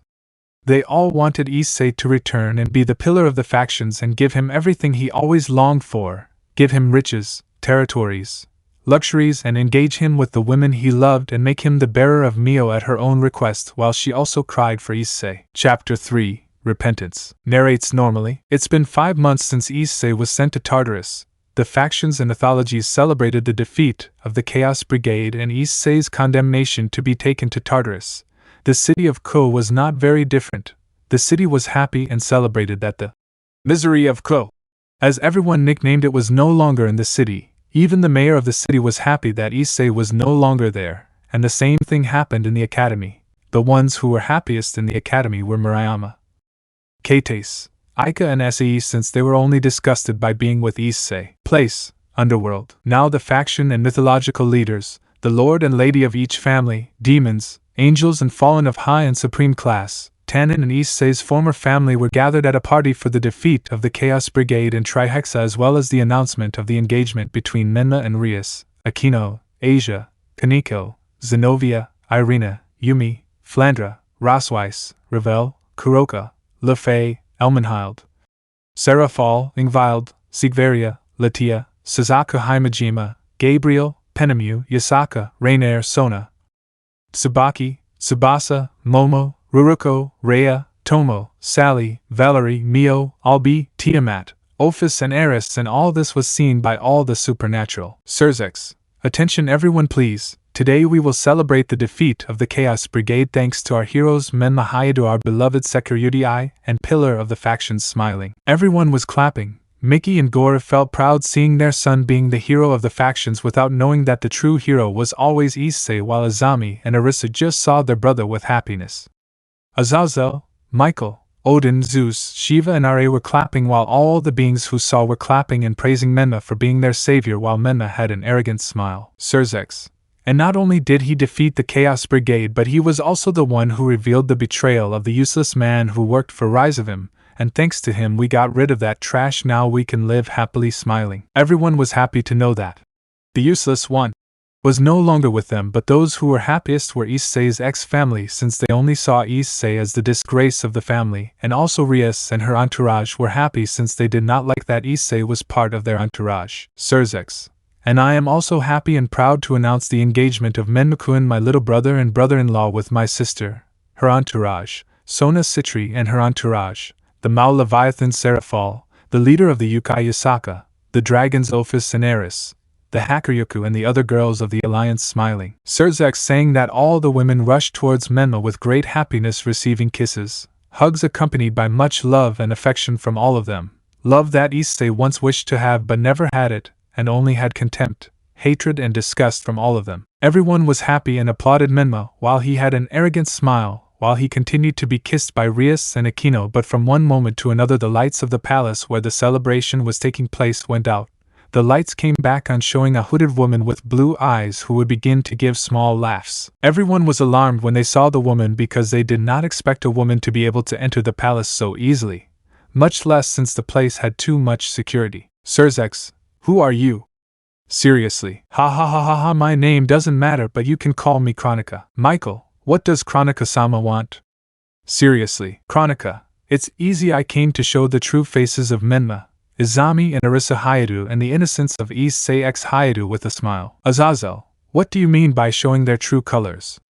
Seriously. Odin, and how to show the innocence of the useless Sirius? Chronica, I will show the lies those three have told all this time, and show that their true hero was always Issei. Everyone present started to get upset because they thought she only wanted to defend the useless one. Chronica, and not only will you know the truth, the city of Kuoh will also find out what they did to Issei. At that point, Chronica begins to create a hologram of herself so that the city can also see it through computers, television, cell phones, or radio. Location: Kuoh City, Japan. Imagine it's daytime. I couldn't find a photo where it was daytime. In the city of Kuoh, all the citizens were having a good time because the misery of Kuoh was missing, and for them it was the best thing that could have happened to them because the useless was no longer there. At Kuoh Academy everything was happening normally, but at the same time everyone was happy that Issei was not there. The director, the teachers, the nurse, the chefs of the academy and the students were happy that the useless was not there. Now we will focus on 4 women. They were Murayama, Aika, Kates and Este. Murayama, hey Aika, are you sure Menmakuen will love the lingerie we bought? Curious. Ika, I'm sure you do. I've done it once before and that night of passion was the best I've ever had with a perverted smile. Kates. HUI, you said you didn't do it with lingerie like the ones we bought. Angry. Ika, oops, he nervous. Issei. Silence now complaining by the way, whereas Menmakun curious. Issei's mind. I wish my Menmakun was here, and that he would give me so much love blushing. But all would be taken out of their thoughts when they saw how their cell phones turned on as well as televisions and computers. This happened throughout the city, putting all citizens on alert. The police tried to investigate if it was a hacker, but then a hologram of Kronika is shown, bringing up more doubts to the citizens. Kronika's hologram. Greetings, inhabitants of Kuoh. Let me introduce myself. I am Kronika, and as you may have noticed, all your devices have turned on, and do not be afraid or worried. I will not harm you. Now you may wonder why I have made all your devices turn on and see me, and it is because I have a reason for you to see me. All the citizens and students of the academy were listening to what the hologram said. Everyone was serious or worried about knowing what the hologram wanted. Kronika's hologram. I will reveal the lies that Menma, Izami and Arisa Hyoudou have told you all your lives, and I will show Issei's innocence, or as you call it, Kuoh's misery. All because of the lies of his ex-brothers. Upon saying that, all the citizens and students of the academy were upset because Kronika's hologram was saying that Issei's ex-brothers were liars when they had good thoughts about them. At the same time, they complained that Issei was innocent. They didn't believe anything and began to complain, comment, and boo at Kronika's hologram. Citizen 1, you were an idiot if you think that foolish man is innocent. That failed abortion is nothing innocent. Angry. Citizen 1, don't believe that crazy woman, she's probably on drugs. Angry. Citizen 2, Menmakun and his sisters are the best, that idiot is just a misery. Angrily defending Menma, Izami and Arisa. Citizen 2, don't say nonsense, Menma, Izami and Arisa have warned us about this idiot. He's just a disgusting rapist and criminal, angrily saying bad things to Issei. At Kuoh Academy, the students were also defending Issei's ex-brothers and saying negative things about Kronika's hologram. Murayama, Menmakun is our hero and a real man. The useless trash was just in the way. Angry. Kates. That useless guy never had to exist. Menmakun, Izami-san and Arisa-san have always helped us from that idiot. Angry. Ika. That useless little man can't be compared to our Menmakun. Angrily defending Menma. Issei, what does that witch mean? My Menmakun is the best thing that could have happened, not like that bastard. Angrily defending Menma. All the citizens and students of the city said more things defending Menma. Izami and Arisa, while with Issei, they only said negative things like that. Kronika's hologram. Well, unfortunately, you have been victims of the Hyoudo's lies. Now I will show you how Issei was always the best boy you could have. Returning to the underworld. Everyone was looking at Kronika with a face that seemed to want to kill her, because for them she only told lies to their heroes, and all this was seen by all beings. Mickey. My babies are the heroes of everything, and that damn monster was only jealous of my babies because they were better. I don't even consider that trash as my son. I only had my 3 children in Asia, claiming Kronika. Goro. My children have never lied. The one who always lied was that abortion I had as a child. Angry. Rias. That idiot never did anything but make people feel sorry for him. I regret having known him since we were children, but I had to do it to meet my beloved Menma. Hugging Menma. Irena. Darling was always my hero for warning me about that idiot who just wanted to grape me. Angry. Rosweiss. The idiot never achieved anything. It's all thanks to Menmakun and his sisters. Angry. Akeno.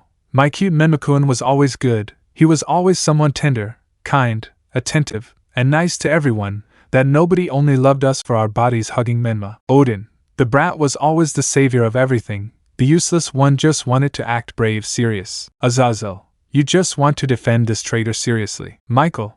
Maybe she's a Chaos Brigade survivor. Seriously. Surzex. I'm getting angry now. Arrest her. Calling several guards. Before the guards could do anything, Kronika teleported to where Menma, Izami and Arisa were, pushing aside Rias and Akeno, who were hugging Menma. Menma, what do you think you're doing, damn you? Activating her boosted gear, trying to hit Kronika, but Kronika would stop Menma with a blow, sending him flying, while with Izami and Arisa she had subdued them with chains. Izami, damn you, let us go. Trying to remove the chains. Arisu, you'll pay dearly, you bastard.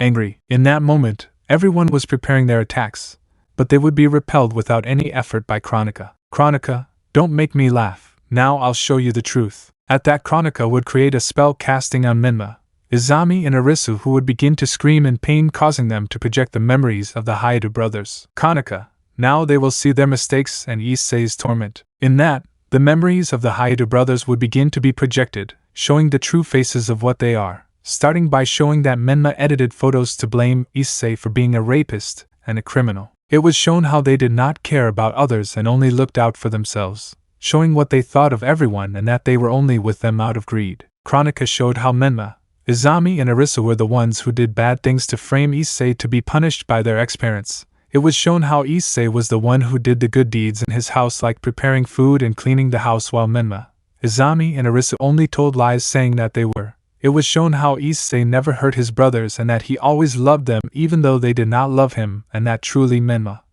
Izami, and Arisu caused the injuries themselves to blame. Issei's ex-parents had been shocked to learn that the one who always did the good things in their home was their unwanted son. It was shown how Issei was the one who truly managed to defeat all the enemies, and the impressive thing was that Issei was the one who managed to defeat everyone without having a sacred gear, and he was also the one who made the strategies to defeat the enemies, but thanks to the lies of Menma, Izami, and Arisu, they were the ones who took the fame and glory, while Issei only saw him as useless, leaving everyone present in shock, believing that their heroes were Menma, Izami, and Arisu. It was also shown that Issei was the one who made the nice details, like dedicating poems to them, buying them nice gifts with the little money he had, writing them nice words, making them delicious desserts, creating songs for them, and making stuffed animals for the girls. But Menma was the one who stole the details to give them to the girls, saying that he was the one who made those nice details, and how Menma never cared about the girls and only saw them as hex toys or bores. But the most shocking thing they saw was that the video that Menma showed to incriminate Issei was false, and the reason is that he pretended to be Issei to incriminate him of working with Rias and the Chaos Brigade. In short, Menma was always the true traitor. In the city, Kronika's hologram began to show what Menma, Izami, and Arisu were truly like.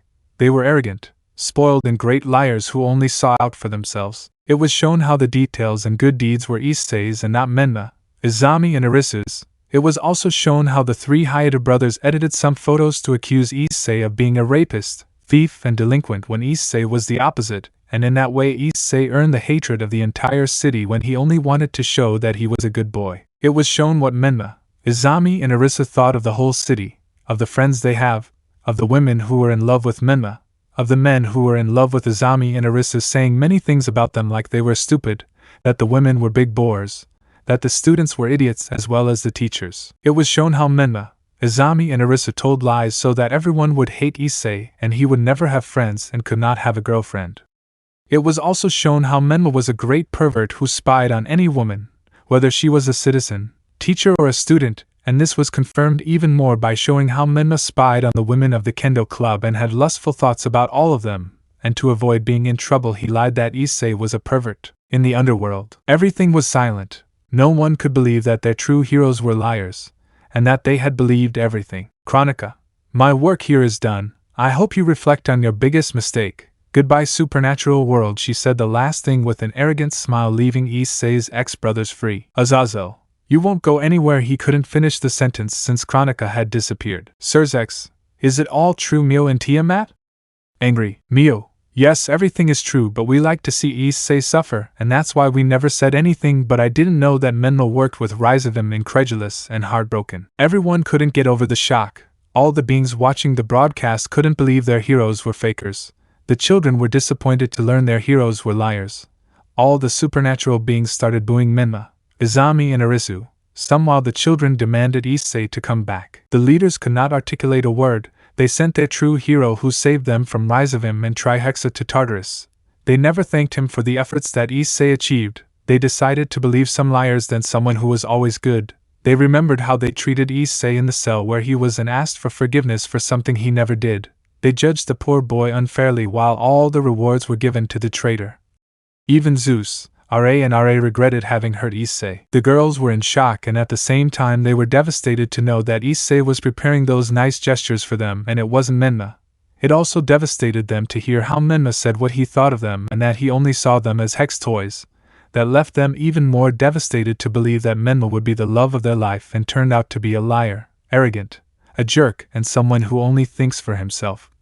And what killed them was when they found out that the real man who loved them was Issei. Gabriel read Menma's heart, and what Chronicus showed was true. Menma's heart was not pure, it was full of arrogance, lust, greed, evil and lies. Gabriel began to cry knowing that it was all a lie and remembered how he treated Issei, making him cry even more. Issei's ex-parents couldn't believe everything they saw. They had been deceived by their 3 children for more than 10 years, and they remembered how they treated Issei throughout his life, who was treated in the worst way, who should have given him love, affection and good times with him by his side, but it was not like that. They believed in everything their children told them just because they had a sacred gear and because they were outstanding in everything. They preferred to leave him to his fate in the streets. They were not interested in his tastes and needs, having denied him the love, affection and security of a family, and finally denying him a life. Mickey and Goro were devastated, but Mickey was the most hurt. She only began to cry for what she did to her 4th son. Izami. Pipiwi can explain it nervous. Arisu. And then it's not what it seems nervous. Menma. Wait a bit nervous, wanting to leave the place. Rias. You miserable, I thought you loved me, crying angrily. Mio. Damn, why were you my bearer, crying. Mickey. We gave them everything and they didn't care, it's their fault that my baby is suffering in that hell. Screaming while crying. Searches. This party is over and the engagement is cancelled. Screaming in anger. Surzex. And you. Looking at Issei's 3 ex-brothers, you will have a punishment. Looking at Menma, I order that damn man be imprisoned for working with Rise of him. Before they could do anything, Menma created a magic circle and escaped. Surzex. Damn it, escaped. Screaming in fury. Michael, calm down, Surzex. We'll take care of that bastard later. For now, we must get Issei out of Tartarus and apologize to him. When we get him out, I'll take him to paradise so he can be with my sister and the others. Sad, Surzex. You're right, we must get Issei-kun out of Tartarus. I hope he forgives us. Sad. Azazel. I'm sorry for having made him suffer. Sorry. Odin. I must also apologize to him. Repentant. Zeus. We must go after the boy to make up for everything. Repentant. Shiva. And if he doesn't want anything and hates us. Sad. Michael. No, I don't think Issei is spiteful. Surely he doesn't hate us. Confident. Surzex. I also think he'll be happy knowing that we'll compensate him properly. Confident. Azazel. For now we have to leave. This day was hectic. I will investigate about that Chronica. If only they knew how the bastard got, kicking Dad's ass when he didn't do anything. So everyone left and the live broadcast ended. Everyone went to their kingdom while they regretted having hurt Issei. The Hyoudou, along with Issei's former loves, since they also lived with them, went to the mansion to calm down. In the city, Chronica's hologram. Now that you know the truth, I hope you understand what you did in these years. For my part, I say goodbye to all of you. We will see each other another time, citizens of Kuoh, she said, finishing turning off all the devices on which she was seen. All the citizens could not believe that those kids were fraud and fakers. All the men and women of the city remembered all the harm they did to Issei since he was a simple child, everything he suffered from insults and blows to someone who did not deserve that. This made them cry, and it became clear to them that the real person who helped them was not Menma, Izami and Arisu, but it was Issei that left the whole city in a bad light. In the academy it was exactly the same. The students and teachers could not get over the impression, seeing that the 3 most admired boys in school, everyone wanted to be their friends, others wanted to be their partners, but when they found out that it was all a lie, many girls and teachers ended up heartbroken knowing what Menma thinks of them. This was the same with the men who were in love with Izami and Arisu. But now they all remembered Issei as they treated him, and he never did anything and never hated them. Everyone felt like garbage for having treated Issei that way, so everyone in the academy began to cry for what they did. But 4 girls were devastated to learn that Menma only saw them as hex toys. Those were Murayama, Kates, Aika and Sei. They could not believe that Menma never loved them, that he only played with them. He made them remember Issei, how he treated them with love and affection, how he expressed his feelings with them, and how he had given them nice gifts. But now they felt worse for having cheated on him and changed him for Menma. This only made them cry. Murayama. Issei, what? I'm sorry, Issei, I don't know. No crying, trying to control himself. Kates.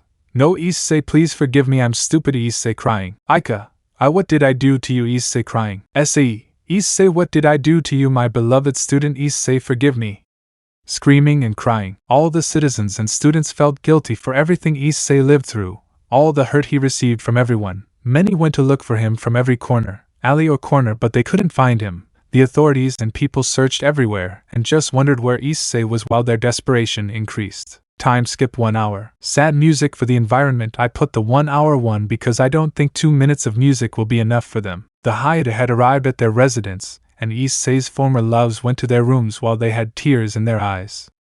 Mickey and Goro quickly went to Issei's room without knowing that what they would see would hurt them. Issei's ex-parents, when they saw Issei's room, were horrified to see it, but Issei's ex-mother screamed in horror when she saw the room. Issei's room had no color, the walls were gray. Almost the entire room was empty because there was only an old bed and a desk about to break. The floor had some blood stains because Issei's parents hit him as much as they could because of Menma, compared to Menma's. Izami's and Arisa's rooms that had everything and were colorful. Issei's room had nothing. That made them feel like the worst parents in the world, and they realized that they never cared about their son, that they were supposed to treat him with love. Mickey summoned a photo album of them and looked for a picture of Issei, but they didn't find any. All the photos they had were of them with Menma, Izami and Arisa having a good time as a family. They kept looking and didn't even have a photo when Issei was a baby. Mickey tried to remember some happy moment, but she couldn't remember anything. She was never present when Issei took his first steps or when he said his first word. The only thing she remembers was Issei's birth. That left Mickey sad. But Mickey and Goro remember how they treated Issei in the cell where the brown-haired boy was, asking them to believe that he was never a traitor. Flashback 5 months ago. Issei was crying in a cell. He was just asking for forgiveness for something he never did, and he just wanted someone to believe him. Issei, why are you doing this to me? What did I do to deserve this crying? In that they opened his cell, revealing Mickey and Goro Hyoudou, who looked with a serious face, and they went to Issei's cell for a reason. When in that, Issei speaks. Issei, Mom, Dad, please believe me. I'm not a traitor. Mickey, shut up, damn it, you can't call me Mom. I never saw you as a son angry. Goro, and you still have the nerve to say you're not the traitor angry. Mickey, we just came to wish you the worst, as they will send you to Tartarus with a psychopathic smile. Goro, my real son had the idea of sending you to Tartarus. Death would have been too much mercy for you, seriously. Mickey, I hope you suffer forever and never be happy. Failed abortion mocking. Every single thing they said to Issei completely destroyed him when he saw that his parents wished him the worst, and he always looked out for their safety. Mickey, I'm already disgusted seeing you. Let's go, dear. Looking at Goro. Goro, yes, love. Mickey/Goro, this is goodbye, son, they said sarcastically, leaving the place. Issei, please don't leave, believe me. Don't go, I don't want to be alone crying. End of flashback. When they finished remembering that, Mickey fell to her knees and began to cry, remembering how they treated Issei when he was in a cell, crying, begging his ex-parents to believe him and not leave him alone. But by accident Mickey opened Issei's closet, and what she saw made her cry more now. What was in the closet was the drawing that Issei made for her on her birthday when Issei was only 4 years old, although clearly the drawing was torn in half because of Mickey, who broke it previously. Mickey, I left my little angel alone. I left him hungry. I left him in the cold streets. I never worried if he was okay. I hit him and punished him for no reason. I said many horrible things to him, and he didn't care. He was always happy, and yet he loved us. How, yeah, my baby, what did I do to my beautiful baby? Crying inconsolably while hugging the torn drawing, trying to remember Issei's warmth when he was a baby. Goro was hugging Mickey to calm her down, but he saw something in Issei's closet, and it was some boxes with the names of Issei's old loves. So Goro called the girls, who were still devastated. When Goro showed them the boxes and saying that they were in Issei's closet, the girls without hesitation took the boxes, and when they saw them they remembered that they were the boxes that Issei took when he confessed to them. When they opened the boxes, they were in shock to see that the boxes contained some very beautiful rings with diamonds like ruby, emerald, sapphires, among more colors that were different for each of the girls, and with some notes, with beautiful words addressed to them. All, when they saw the rings and the beautiful words, could not contain themselves and cried. They all cried as they remembered how they treated Issei, and he never cared about him because he was in love with them all. They remembered how he declared his love to them, and they rejected him in a very cruel way, and how Issei ran away with many tears while they made fun of him and said bad things about Issei. But when they found out that Issei was the one who made all those nice gifts for them, and it wasn't Menna, it broke their hearts to know that, and they were even more devastated to know that Issei loved them madly, and they only hated him and despised him, and they remembered how they treated him while he was in a cell. Flashback 5 months ago. You can see Issei in a cell in a pitiful state due to the multiple punishments they gave him, such as hitting him, burning him, throwing magic at him, burying things in him and doing more horrible things to the poor brown-haired boy. But then the cell where Issei was opened, showing Issei's old loves. Issei, girls with a weak voice. In that he would be interrupted by a knock. Rias, you better not talk rubbish seriously. Akeno, era, how good that you will suffer in Tartarus as it should have been done seriously. Asia, when you die I will celebrate like never before it would be. Kaneko, I hope you suffer like the bastard you are seriously. Zenobia, you'll never be able to be happy, you idiot seriously. Irina, I would have preferred to see you die so that we could all live happily. Angry. Yumi,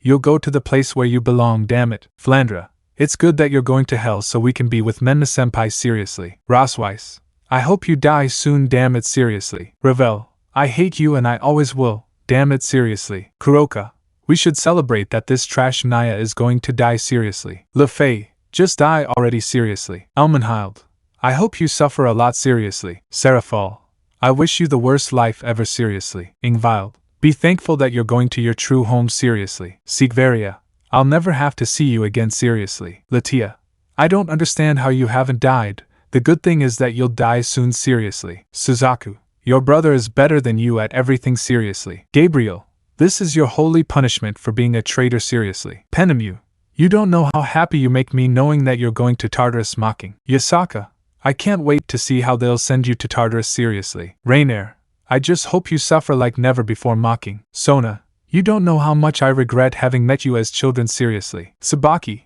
damn abortion, this time you will die seriously. Tsubasa, it's good that you'll suffer alone mockingly. Momo, you won't last long in Tartarus seriously. Ruruko, just seeing you begging for mercy gives me the courage to see you mockingly. Rhea, I just want you to die already seriously. Tomo, I hope you burn and rot seriously. Sally, stupid, I'd like to see you die seriously. Valerie, I hate you, you damn pervert.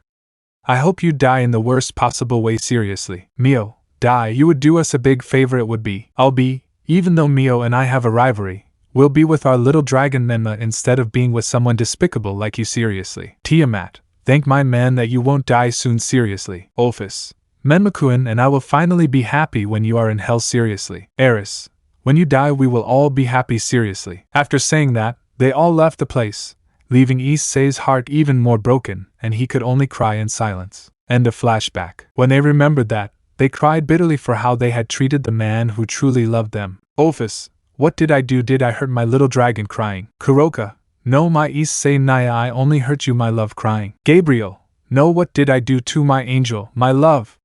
Screaming while the seraphim cried. Irina, why I hurt you? Issei, please come back. Crying while screaming. Yumi, Issei, why did I hurt you? Starting to cry. Sally, what did I do to you? Issei, my sweet honeypot. Crying. Sona, Issei, I don't know what was on my mind, please forgive me. Crying. Seraphal, Issei-chan, I was a fool, come back I beg you.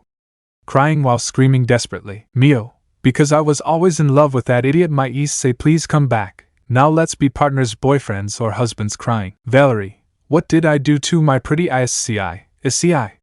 Screaming while crying desperately. Asia, Issei-sen, why? Because I never believed you always loved us and we only hurt you. Crying. Kaneko, Issei-senpai, why did I do all that to him? No, I hit him, and he always loved me. Issei-senpai. Crying. Rosweiss, Issei-kun, no, I lost the only one who loved me and I just mistreated him and hated him. My Issei-kun, forgive me, my little sugar cube. Crying. Ravel, Issei-sama, what have I done to him? He always loved me and I only hurt him because I never believed him. With great sadness while her eyes began to crystallize. Zenobia, I believed that bastard Menma and he never loved me, and the one who did love me was Issei. Crying. Akeno, what have we done? We only hurt our angel Issei-kun, my cute Kohai, with a broken voice starting to cry. Rias, no, what did I do to my cute pawn? Issei, forgive me, my adorable Issei, my Issei Issei. Screaming as she started to cry. They all went to their rooms with the rings to cry so no one could see them. In Izami and Arisa's room, Izami and Arisu were angry that Chronica had brought the truth out of them. Izami, damn it, that bucking bald woman will get me to pay for this. Arisu, if that idiot Issei hadn't been born, none of this would have happened, and we would be happy. Angrily opening her closet to change clothes, but something falls out. Izami, who fell curious. Arisu, this stuffed animal fell. This stuffed animal was Izami, from Issei. The two saw an old teddy bear that belonged to Issei and remembered how they had that stuffed animal, reconsidering their actions and regretting having hurt Issei. Flashback 14 years ago. You can see a 3-year-old Issei with a slightly old teddy bear happily while playing alone in his room. But then he hears some screams from his sisters and goes to check what's happening since they were alone in the mansion. Then she listens to Izami and Arisu, who were 4 years old at the time. They were terrified with tears in their eyes. The reason was that there was a heavy rain, and they were worried about the thunder that was heard very loudly. Issei saw that and decided to approach them to try to calm them down. Issei, Izami-ne-san, Arisu-ne-san. Izami, what do you want, fool? Issei, I wanted to see how you were smiling. Arisu, well, you've seen it, now go. At that moment, a rather loud thunder is heard, causing the two sisters to get scared and shed some tears. But Issei sees it, and decides to go hug them to calm them down, and surprisingly they also hug Issei very tightly while still trembling with fear. Issei, it's over now, hugging them affectionately. Izami and Arisu realize that they were hugging Issei, to which they just push him aside while looking annoyed. Izami/Arisu, get out of here. Issei, okay, then I'll leave you my stuffed animal. You'll feel safe with it, happily leaving his sister's room. Izami and Arisu, although they didn't show it, wanted to hug Issei again since the hug made them feel safe, and when they saw that he left them his stuffed animal, they hugged him without hesitation, feeling safe again. End of flashback. When they finished remembering that they were in shock, Issei, always despite what he suffered, he never held a grudge against them and always appreciated them a lot. They should have taken care of Issei like older sisters, give him affection, and above all they never had to hurt him. Now that they realized their mistake, they began to cry. Izami, no Oturo, why did I hurt you? Forgive me, Oturo, crying. Arisu, Issei, no, why? Issei, little brother, what have we done to you? Crying. The two Hyades sisters were crying in regret for what they did to their younger brother. Time skip 1 month. The entire supernatural world was sad. They wanted their true hero with them.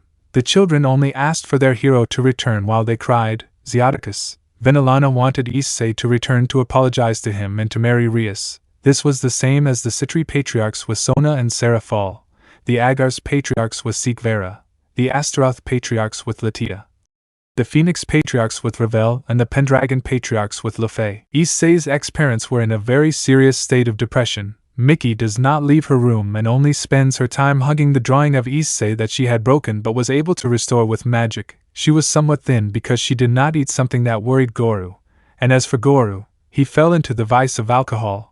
He wanted to forget everything that made his son suffer, and his only resource was drinking. Mio asked the leaders that Issei be her partner now, to which they accepted without hesitation so that Issei would finally have a sacred gear, and without knowing that Issei no longer needed one because the fire Hanzo used on Issei to turn him into Scorpion was, so to speak, more powerful than a sacred gear. Days passed. Serzex, Azazel, Michael, Odin, Zeus, Shiva and Ari tried to open the portal to get Issei out of Tartarus and return so they could apologize to him and compensate him for all the harm they had done to Issei, but they couldn't open the portal, making them more desperate and looking for more methods to get Issei out.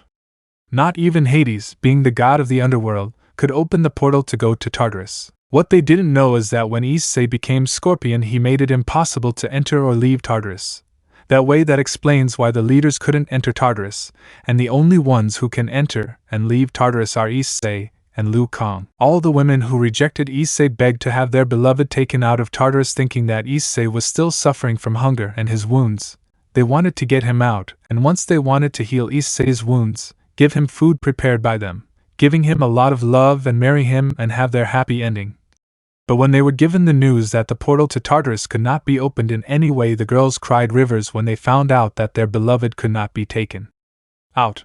After the news, all the girls had changed drastically, both physically and emotionally. They all looked bad because none of them fixed themselves anymore. Their hair was messy, their nails were long with large dark circles, and their eyes were red and swollen from crying so much. Some even stopped eating. Rias spent her time in her room crying while hugging a pawn piece that belonged to Issei. She remembered how she met Issei when they were children, and he just wanted to be her friend, but she only insulted and humiliated him. She remembered how Issei saved her from her marriage to Razor, and she never thanked him. She remembered how Issei had told her that he loved her just the way she was and he didn't care about her title, riches or her body. All that mattered to him was that she was happy, and she just ignored him and despised him. But she cried and deeply regretted rejecting Issei in a very cruel way and preferred the bastard Menma who only wanted her for her body. She had rejected a true angel who was always kind, attentive, caring, tender, who was willing to give his life for her so that she would be happy, and he only wanted love and affection. She could only cry inconsolably, asking for her pawn back be with him forever. Akeno and Suzaku went to their temple, where they spent their time crying, asking for Issei back. Betrayal tried to cheer up his daughter and niece, but his efforts were in vain since the two just kept crying and begging for Issei to come back. Akeno stopped being sadistic and masochistic as she remembered how Issei was sweet, loving, cute and kind. Apart from that, he helped her with her father's problem and accept his fallen side, and she just continued to hate him, making her only cry more for Issei. Suzaku met Issei and he was very kind to her, but thanks to the lies she believed from Menma, she hated Issei for no reason. But the two shared the same thought, and it was to be with Issei forever, giving him the love and affection that Issei once wished to have, and then get married and be a happy family with several children. Asia spent her time crying in Issei's room, remembering how he gave her a family that loved her, a home and a family that loved her, something that Issei always longed for but preferred to give it to Asia. She remembered how she fell for Menma's lies and how she fooled Issei in a very bad way. She wanted Issei to come back so they could be together and be happy. Flandra locked herself back in her box and spent all her time crying, always hugging a stuffed animal that Issei made for her once when they met, so that Flandra would no longer be shy and afraid. She just wanted her senpai to come back so that he could take care of her, hug her and be together. Zenobia was furious with Menma for playing with her. When she could, she would hit and cut things with her sword, thinking about Menma. Now whenever she thinks about Issei, she gets very sad and cries when she remembers the person who loved her. Yumi entered a very strong state of depression. She remembered how Issei helped her overcome her past from the Sacred Sword project, and she just continued hating him. But now when she remembered Issei and the cell images of her friends who died in the Sacred Sword project came to her, she saw reflected in Issei her friends who died. She cried like never before for having treated Issei that way. Also remembering when he confessed, she said that she didn't even see him as a friend. That left her more devastated. Irina was very affected, remembering when Issei and she were childhood friends, but thanks to Menma's lies she broke her friendship with Issei and at the same time breaking her promise to marry him when they grew up. She cried buckets remembering how Issei was happy with her, and thanks to her stupidity she had erased Issei's happiness. When she entered Issei's closet, she saw the shirt that Issei wore when they were children. Without thinking, she took the shirt and hugged it tightly as if someone were trying to take it away from her. She just wanted to return to Issei to fulfill the promise they made as children.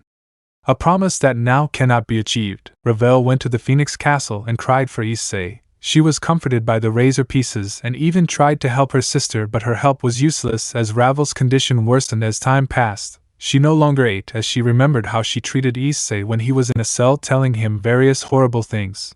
Now she was the one saying horrible things to herself while begging for her Issei to be released. Rosweiss herself already had a trauma thanks to Odin. Her condition was more delicate since she lost the good man who loved her. As she said, she lost her Prince Charming. She lost the man who helped her with her trauma, and she just continued to hate him. That made her only cry rivers while she only asked for Issei to come back, or as she now called him, her little sugar cube. And they could be a cute and happy couple and then get married. To try to calm down, she made a poorly made Issei stuffed animal. Rosweiss spent her time hugging, kissing and pampering the stuffed animal, thinking it was Issei, and if someone tried to take the stuffed animal away from Rosweiss, she would become very aggressive. Gabriel and Penemy were in their rooms. They didn't go out at all and only their cries could be heard. Gabriel was the most affected because she remembered how Issei begged her to read his heart to prove that he was innocent, and she just insulted him, saying that she will never read the heart of someone as despicable as him. She had hurt an angel who only asked for forgiveness for something he never did. She just started to cry, but after a while Gabriel wanted to get Issei out on his own and become Issei's guardian angel to protect him and love him, and Penemy she didn't care about anything anymore and only wanted Issei back so she could be her partner. Sarah Fall was the same as Yumi. She entered a great depression. She had cancelled her program because of the depression she had. She always hated Issei and he always wanted to be at least her friend.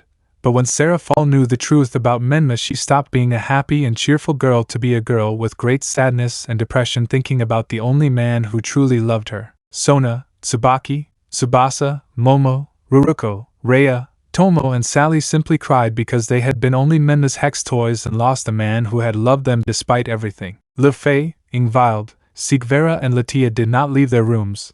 They were very affected by how they had treated Issei. They remembered how Issei cried and they only laughed at poor Issei. Now they were the ones who cried for Issei and they promised to take care of him and love him when Issei returns.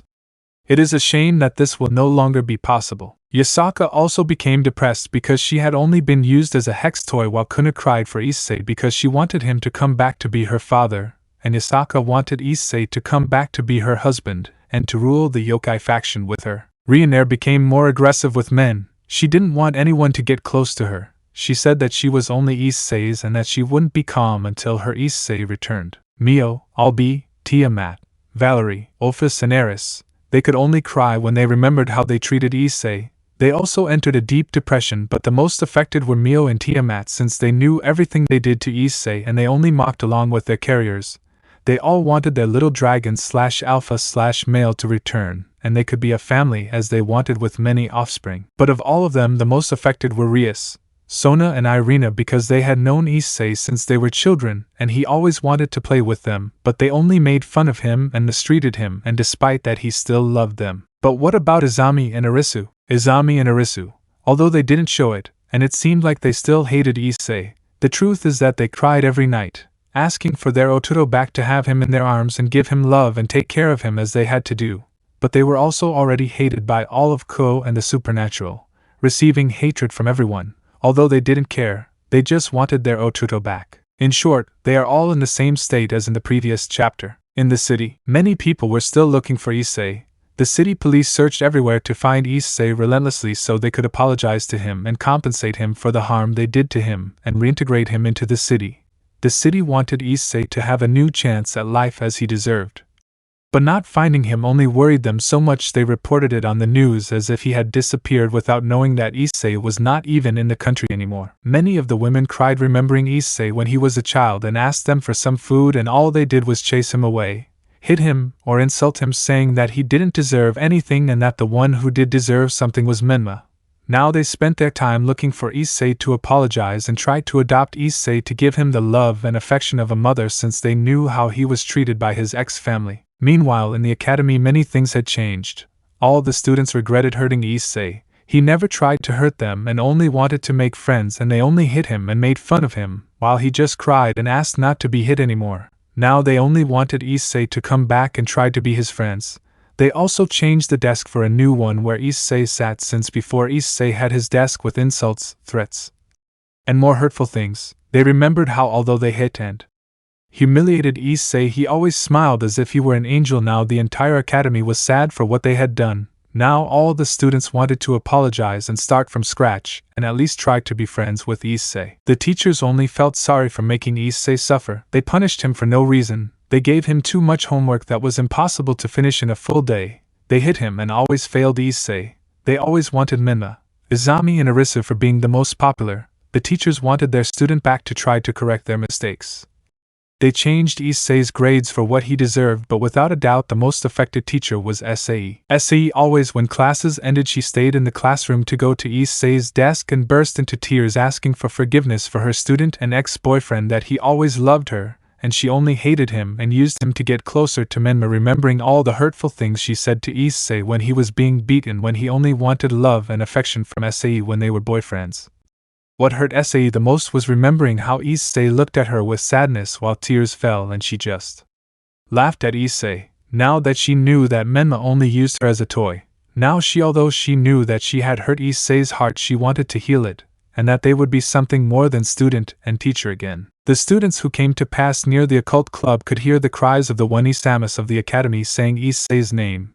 This was the same with the student council when they heard Sona and her entourage crying for Issei, and they felt sorry because the entire academy found out that Issei had confessed to the one Isamus of the academy, the academy's mascot, and the student council, and was rejected in a very cruel way, receiving several mockery and laughter from everyone. But now everyone felt sorry for having treated Issei so badly. Murayama, K-Taste and Aika cried for their ex-boyfriend who, because of their actions, had left someone who loved them for a bastard. The worst thing is that when they were Issei's girlfriends, they burned all the gifts that he gave them with love. When they left the academy, they looked for Issei throughout the city, but they could not find him, making their worry and sadness increase. Just like Este, the three wanted to be with Issei again, even if it cost them their lives. And about Menma, well, nothing was known about him. But now no one cared what happened to Menma. Now everyone was worried about Issei. But all the supernatural beings and citizens were wondering what is Issei doing now. Stop the sad music here. Time skip 1 year after Issei left with Liu Kang. Location: Fengjian, China. You can see a somewhat large village while it was sunset, almost being night, but now you can see 2 young people working in a crop field. What a good harvest. No Kung Lao. Kung Lao. Yes, it's a blessing. Raiden. Note: the one on the right is Kung Lao and the one on the left is Raiden. Raiden, would you rather starve to death? Kung Lao. No, of course not. But we've worked in these fields since we were children. In 40 years we'll still be here, bent over and weak like old Wei, pointing at an old man. Wei MH? Spitz. Raiden. Haha, ever since I met you your dream was always to leave Fengjian. Why can't you be happy here? Kung Lao. Our ancestors fought in great wars, died with honor and glory. Stories of our great adventures will be told for generations. Raiden. It may not be glorious, but what we do benefits the village working. Kung Lao. I know, but is it wrong to want some excitement? Raiden. If that's what you want, I suggest we have a bet. Dinner with Mrs. Bo tonight. Last one to fill the cart pays. Pointing to a wheelbarrow full of crops. Kung Lao. You work faster than me? Ha. Since when? Raiden accepted. Music for the atmosphere because we are in China XD. At that point, Kung Lao and Raiden would start working, collecting the crops quickly while filling some wheelbarrows with the crops. When they finished, they would run to deliver their wheelbarrows, and when they finished, they went to a restaurant place, the tea house. Kung Lao. That smells incredible, smelling the restaurant food. Raiden. I'm starving. I wonder what Mrs. Bo will prepare tonight. Then an elderly lady arrives wearing pink clothes and a bit short in height. Mrs. Bo, for you? Whatever you want, smiling as she led Kung Lao and Raiden to a table. Kung Lao. Thank you, Mrs. Bo. You spoil us happy. Mrs. Bo. Like the children I never had, giving Raiden and Kung Lao a table to sit down like that. Mrs. Bo. Have you practiced what I teach? Kung Lao. When we can, the harvest leaves no time for martial arts. Mrs. Bo. Since you started speaking Kung Lao, you've only made excuses, giving him the cold shoulder if you don't get ready. Kung Lao. Your preparations won't work, finishing Mrs. Bo's sentence. Mrs. Bo. Well, you didn't forget. We'll see if I can prepare something special for you tonight. She would be leaving. Raiden. It's good that you pay. Mrs. Bo is so angry that she will surely charge us more. Kung Lao. Should I pay? You finished last. Raiden. But I handed over my car first. Kung Lao. Surrender? Ha, the bet was. Fill up. Raiden. That's not what I remember. Kung Lao. So that's how things are, huh? What do you think if we settle this man to man, huh? Standing up like Raiden. Music for combat. Raiden, laughing in disbelief. Wait, you mean fight? Kung Lao. Yes. Right here, now, Mrs. Bo can look and criticize our way. Decided. At that, Liu Kang sees Kung Lao and Raiden from a table, but he was not seen by anyone because he was wearing a hood, so they could not see his face. Raiden, we must be careful. Mrs. Bo will kick us out if we break something, putting himself on guard. Kung Lao. Ha ha ha, this will end before that happens. I will defeat you in an instant, getting on guard. Fight. Kung Lao would launch himself at Raiden, hitting him in the face, but Raiden recovered quickly and would kick Kung Lao in the stomach. That would leave him a little sore. In that, Kung Lao grabs Raiden's head and begins to hit him, and then throw him. In that, Raiden would get up quickly and would kick Kung Lao in the foot, throwing him. Kung Lao would recover quickly and would try to grab Raiden's shoulders, who would not let him take his hands off Kung Lao in a quick movement. In that, Kung Lao would kick Raiden, but he would block it without much trouble and would grab Kung Lao's foot, hitting him in the knee. Kung Lao would begin to throw several blows that were blocked by Raiden, but Kung Lao saw an opening and would manage to land a blow to Raiden's chest, causing him to retreat. In that, Raiden would grab Kung Lao and with a quick movement would kick Kung Lao in the ribs. In that, Kung Lao would take Raiden by the arm and bring him closer to him to kick him in the face, hitting Raiden a little sore, would rush against Kung Lao, giving some blows to Kung Lao that he could not block them. Kung Lao decides to use a double kick in the stomach of Raiden, causing him to fall in pain. In that, Raiden on the ground takes advantage of attacking Kung Lao from the ground, using his legs to knock him down, managing to make Kung Lao fall. Kung Lao and Raiden would get up quickly, and this time Kung Lao would rush at Raiden, hitting Raiden. Some he would block and other hits not. Raiden would manage to grab Kung Lao's head and smash it against the ground. Kung Lao would be in pain from that blow he received. He would begin to give several blows in the style of Liu Kang in the stomach to Raiden, causing him to lose a little air, and in that, Kung Lao would take advantage of that to return, grabbing him, and would give several blows to Raiden's head leaving him a little stunned and would end with a blow back that at the same time that blow was surrounded by blue energy leaving Raiden out of combat, and Kung Lao would win. Kung Lao wins, the music ends. A crowd of people were clapping with enthusiasm and encouragement to see Kung Lao and Raiden fight while Kung Lao was bowing and went to help Raiden get up. Kung Lao, you haven't beaten me yet, mocking. Raiden, the day will come, Kung Lao. Kung Lao.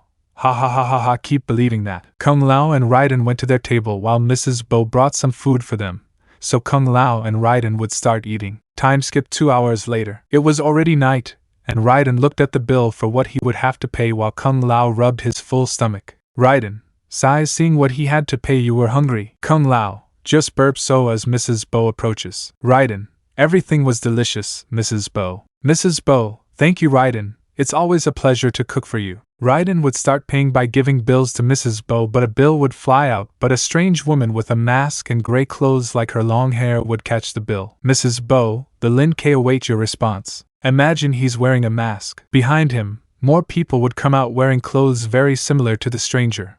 Only they were black, looking like ninjas. Mrs. Bo, I was busy. Smoke seriously heading somewhere else while being followed by Smoke. At the table, Raiden and Kung Lao were confused to see the men and even more confused to see the person that Mrs. Bo told them was Smoke. Raiden, the Lin K? Who are they? Kung Lao, I don't know, but I don't like where this is going. Seriously. Raiden, what do we do? Kung Lao, be ready. Seriously. Elsewhere. Smoke, Mrs. Bo, it's a simple decision. Either you pay for our protection, or you put this respectable place at risk. Seriously. Mrs. Bo, you won't get anything from me. Seriously. Smoke, Mrs. Bo made a bad decision. Seriously. At that, Smoke looks at the ninjas who accompanied him, and she nods her head at the ninjas starting to destroy Mrs. Bo's restaurant, while the people who were in the restaurant would start screaming while trying to flee, and some stayed to fight with the ninjas. Ambient music. In an unexpected moment, Mrs. Bo hit Smoke in the face. Smoke did not expect the blow but recovered quickly. Mrs. Bo began to throw more blows at Smoke, but he would block each blow, and with a quick movement he takes Mrs. Bo's arm to hit her in the neck. Smoke then takes Mrs. Bo's head to make her hit the restaurant's railing and finally throws her to the ground floor, leaving Mrs. Bo unconscious. Kung Lao, MRS, BO. Worried. At that, Raiden and Kung Lao would quickly get up from the table while some ninjas went for the aforementioned at the same time that Smoke would throw a ball of smoke, disappearing. Kung Lao and Raiden began to fight with the ninjas who came for them, but they managed to defeat them easily, leaving the ninjas knocked out. Kung Lao and Raiden would go where there was smoke, where smoke disappeared, but when they inhaled the smoke they would begin to cough, stopping them, but in that Smoke appeared next to Kung Lao, kicking him in the face, and Raiden would also hit him in the face, sending them to the ground. Smoke, they are brave, but they can't beat us, mockingly. At that, Kung Lao would recover from Smoke's kick, and would look at her angrily. Kung Lao, we don't care who you are or who you're with. We won't let you threaten her.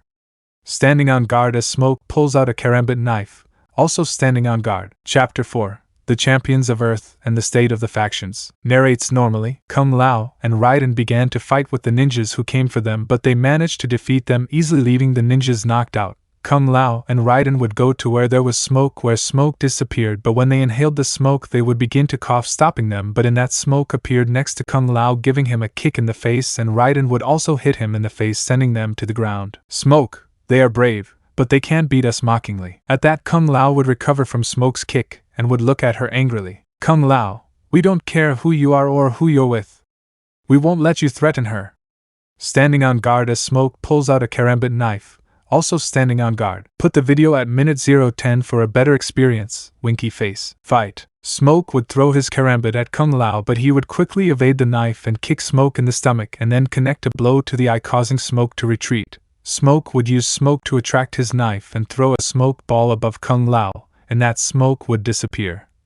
Kung Lao would look for Smoke, but she appeared above Kung Lao, where she threw her smoke ball and fell on top of Kung Lao to fit his karambit, but in that Kung Lao would stand up quickly and would hit Smoke in the back, causing him to retreat again. In that Smoke would dissipate again, and Smoke appearing in front of Kung Lao to give him a hook, causing Kung Lao to rise a little and fall. Smoke, Mrs. Bo will have to pay extra to keep you safe, mocking. Kung Lao would get up quickly and take Smoke by the shoulders and begin to give multiple blows to Smoke's stomach.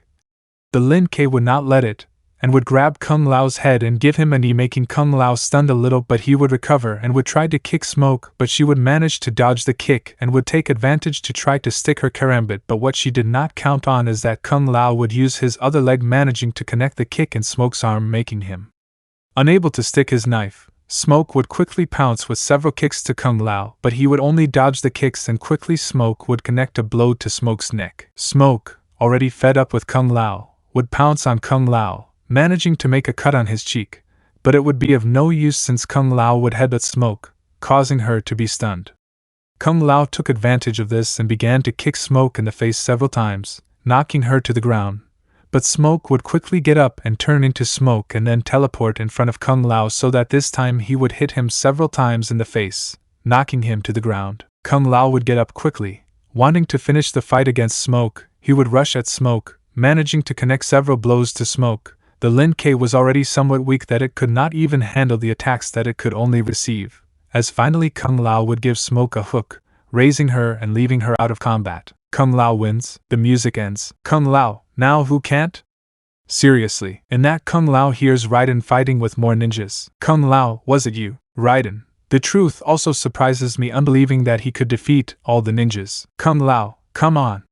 Let's help Mrs. Bo. Kung Lao and Raiden were going to go down when they saw a mysterious man with blue clothes and a mask, and that the man would create an ice ball, throwing it towards Kung Lao and Raiden, but they managed to dodge it. Sub-Zero, don't move. Kung Lao and Raiden see where the ice ball that the man threw hit, and noticed that where the ball hit the place was frozen. Raiden, how does he do it?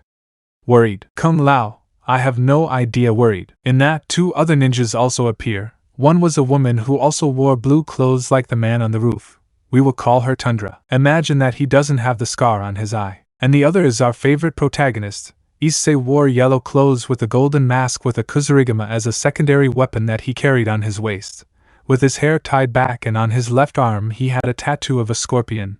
Issei was approaching Kung Lao and Raiden while spinning his harpoon. Note: this will be his normal version.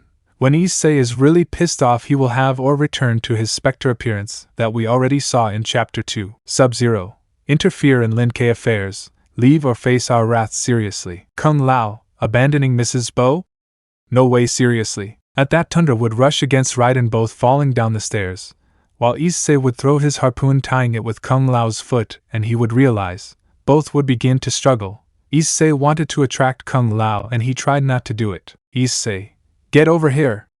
Pulling Kung Lao even closer. Issei managed to knock down Kung Lao and would begin to drag him towards him, but in an unexpected moment Kung Lao would get up quickly and would manage to kick Issei in the face, making him. Kung Lao, do you want more?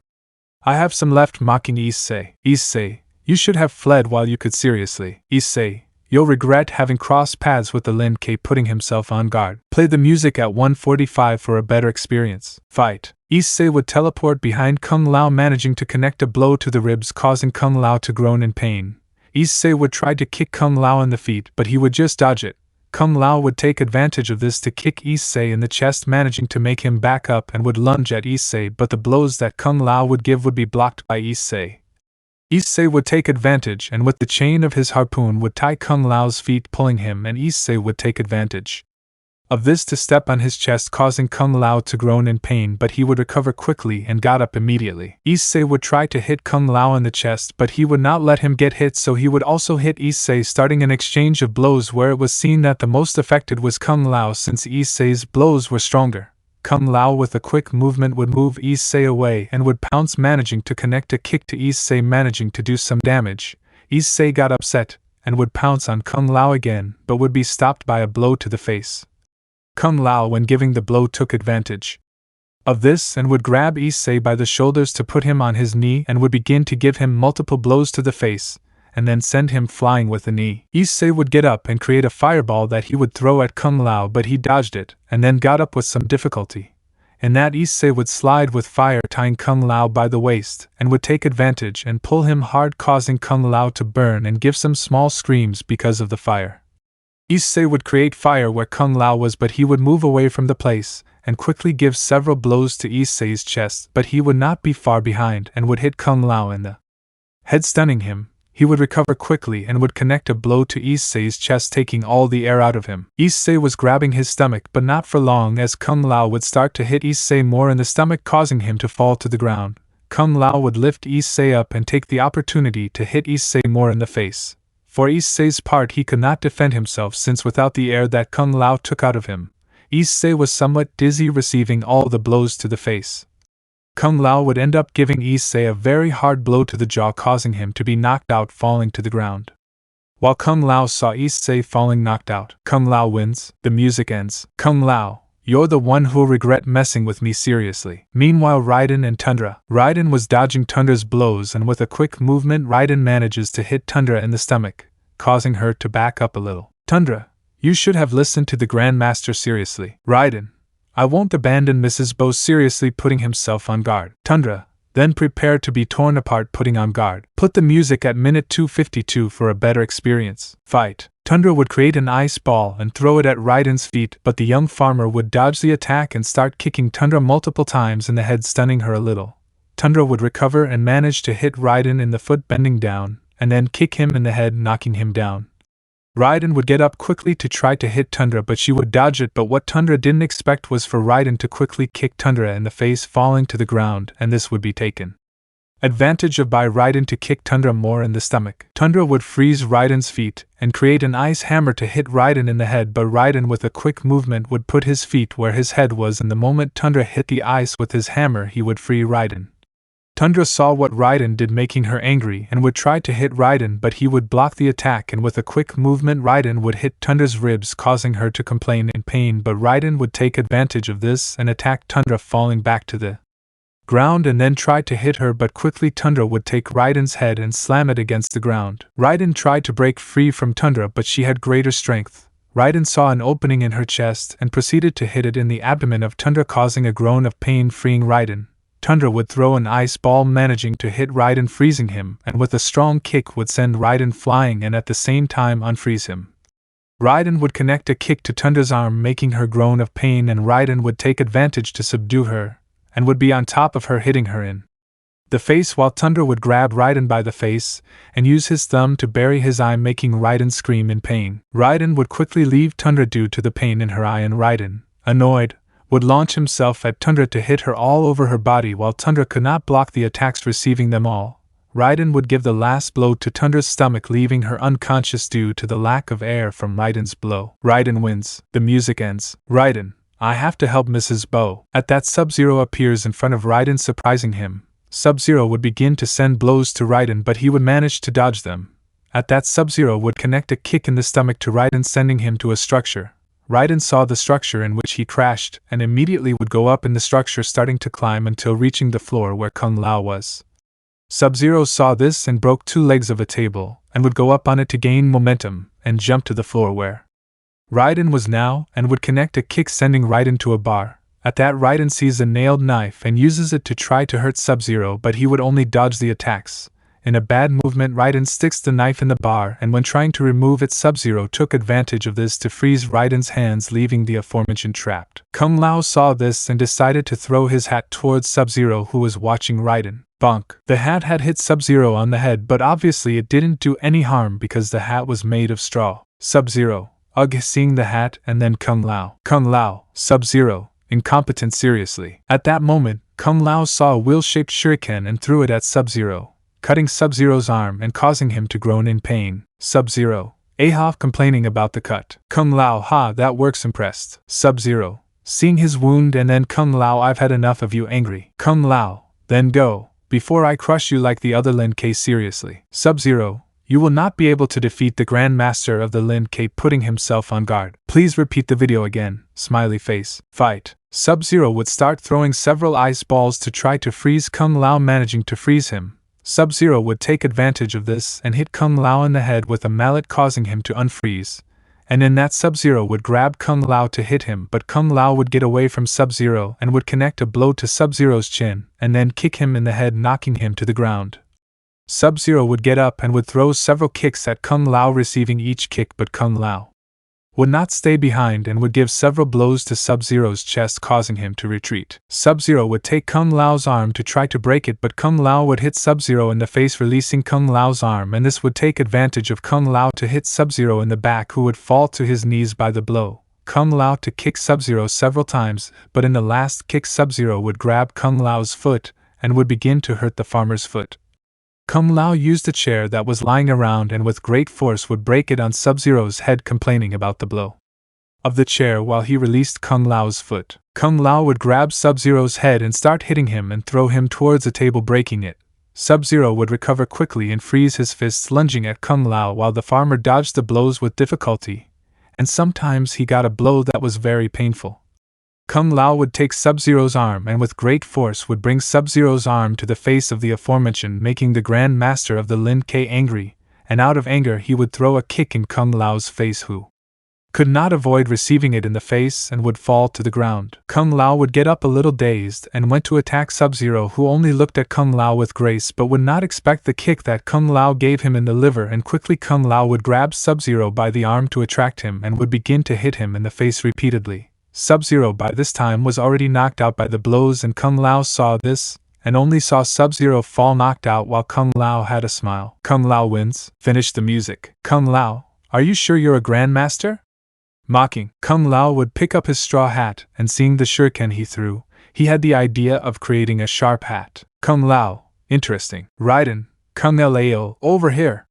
Shouting to Kung Lao in concern. Kung Lao would quickly go down to where Raiden was, and both would see Mrs. Bo fainted. Kung Lao, Mrs. Bo worried. Raiden, he's unconscious. Kung Lao, oh no, is she dead? Mrs. Bo dead?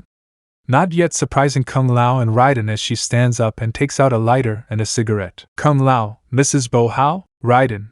Kung Lao pointing at a man coming down the stairs and approaching them and taking off his hood, revealing that he is Liu Kang. Liu Kang, so Mrs. Bo, are you ready? Mrs. Bo, a little hard-headed perhaps, but they are ready. Raiden, his eyes glow, whispering in Kung Lao's ear. Liu Kang, I am Lord Liu Kang, God of fire and protector of the earth, bowing. Kung Lao, God? The earth? Confused. Liu Kang, Madame Bo has been preparing you for this moment since you were children. Today you have proven yourselves worthy of joining my champions. Happy. Raiden, was this fight a test? Liu Kang, from his skill and character, yes. Now seeing the ninjas lying around. Liu Kang, Issei, Baihan, Kuai Liang, Teresa naming the ninjas. At that Issei, Sub-Zero, Tundra and Smoke would get up along with the ninjas who accompanied them. Issei and Baihan revealing that he is Sub-Zero would go down the stairs to where Liu Kang is and stand behind him as if they were bodyguards, while Kuai Liang revealing that he was Tundra and Teresa revealing that she was Smoke watched from the stairs. Kung Lao, so you're not thugs? Liu Kang, the Lin K are a centuries-old clan dedicated to defending the earth. Raiden, you say earth over and over again. Are you talking about the planet? Mrs. Bo, you still have a lot to learn. Liu Kang, the planet of the same name is just a part of earth. Earth is one of many realms that exist.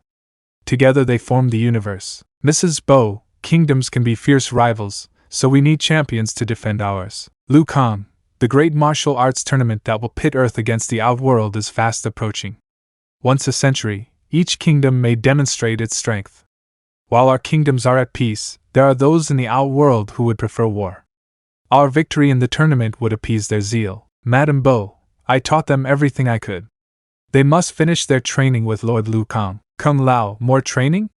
They couldn't beat us, complaining. Baihan, haha. Issei, ha ha ha. Mrs. Bo, ha ha ha. Kung Lao, what? Mrs. Bo, they were holding back their blows. Baihan, if we hadn't contained them, they wouldn't have survived. Liu Kang, let's go. The monks from the Wushu Academy are waiting for you to continue your instruction. Happy. Kung Lao, I'm ready. Lord Liu Kang bowing. Liu Kang, and you, Raiden? Raiden, leave Fengjian? I'm needed here. Mrs. Bo, the earth needs you, Raiden. You will serve the village better as one of its champions. Raiden, I understand. Determined. Liu Kang, excellent. We'll meet soon, but first I must gather some other champions. Happy. Time skip 3 days. If you played Mortal Kombat 1 from 2023, you will know that Johnny is recording a movie. I will skip the part where they are recording the movie since it has no relevance to the story. Location, film set, Los Angeles, USA. Director, cut. He stays. I knew it. I felt that you too, didn't you? 2. Katara Vala Temple. Shot 39. End of scene. Director, we're done. The people who were there started to applaud for the scene of a movie that the Hollywood star Johnny Cage was doing. I assumed it. Johnny Steven. That was fantastic. Thanks, ha ha ha, shaking the director's hand, just like old times. And this prop? Jimbo was brilliant, haha. Director, you too, Johnny. Johnny, hey, about my proposal, the Karate Zombies. I would like it to be 4 movies or a series. Director, Johnny, no. Johnny, you're right. Not here. I'll change and stop by your office. Director, I can't. I have to see the editors. Getting fed up with Johnny as he leaves the room. Marshall will call you. Johnny, great. Tell your assistant to call me. Then Johnny's wife, named Chris, arrives. Chris, that was great, honey. Johnny, right? We have to celebrate. How about a private party? Trying to hug his wife. Chris, Johnny, we have to talk. Leaving the place. Location, Mansion Cage, Los Angeles, USA. Chris, you're not the martial arts megastar you used to be, honey. You're lucky Steven owed you a favor. Johnny, seriously, Chris, we're fine taking tequila. Chris, can we just talk about the facts once? We're broke. We have to save up. Worried. Johnny, save money? On what? Mocking. Chris, first we have to sell this place. Johnny, ugh, I need another drink. Pouring himself more tequila. Chris, Johnny, we can't go on like this. You spent $10,000 on that sculpture, pointing at a sculpture, $30,000 on that drone, pointing at a drone, and this damn sword cost $3 million. Angrily pointing at a sword. Johnny, hey. Sento is history, that sword comes from. Chris, that's not the idea, Johnny. Johnny, Chris, darling, the lead roles, the money, it'll all come. Steven's movie is just the beginning. That's why I can't save up. To be successful, I have to project it. If not, it'll be the end of Johnny Cage, grabbing his wife by the shoulders, but she pushes him away. Chris, I didn't marry Johnny Cage. I married John Carlton. And I'd give anything to get him back. Sadly leaving the mansion. Johnny, Chris? Come on, Chris. Where are you going? Then a door is heard closing. Damn, grabbing his glass and starting to pour more tequila and drinking it. What did you think of that, Mr. Stardom? Angry. At that point you would hear the door opening again. Johnny, thank goodness. Chris, darling. Johnny sees a Japanese-looking man in a formal suit carrying a katana. Music for the environment, smiley face. Johnny, where's my wife? What did you do? Your wife is gone. She's fine, and you will be too if you cooperate seriously. Johnny, what do you want? Doubtful. Sento pointing at the sword. Johnny, are you a hitman? Or do you know Sento's story? I know. It's my family's sword. Seriously. Johnny, no. I don't believe you're from the Taira clan. They've been dead for centuries. Seriously. Dead, no hidden. With Sento in my hands, we will emerge from the darkness. Johnny, it's a good plan except for one thing. Sento is mine and I won't give her up without a fight.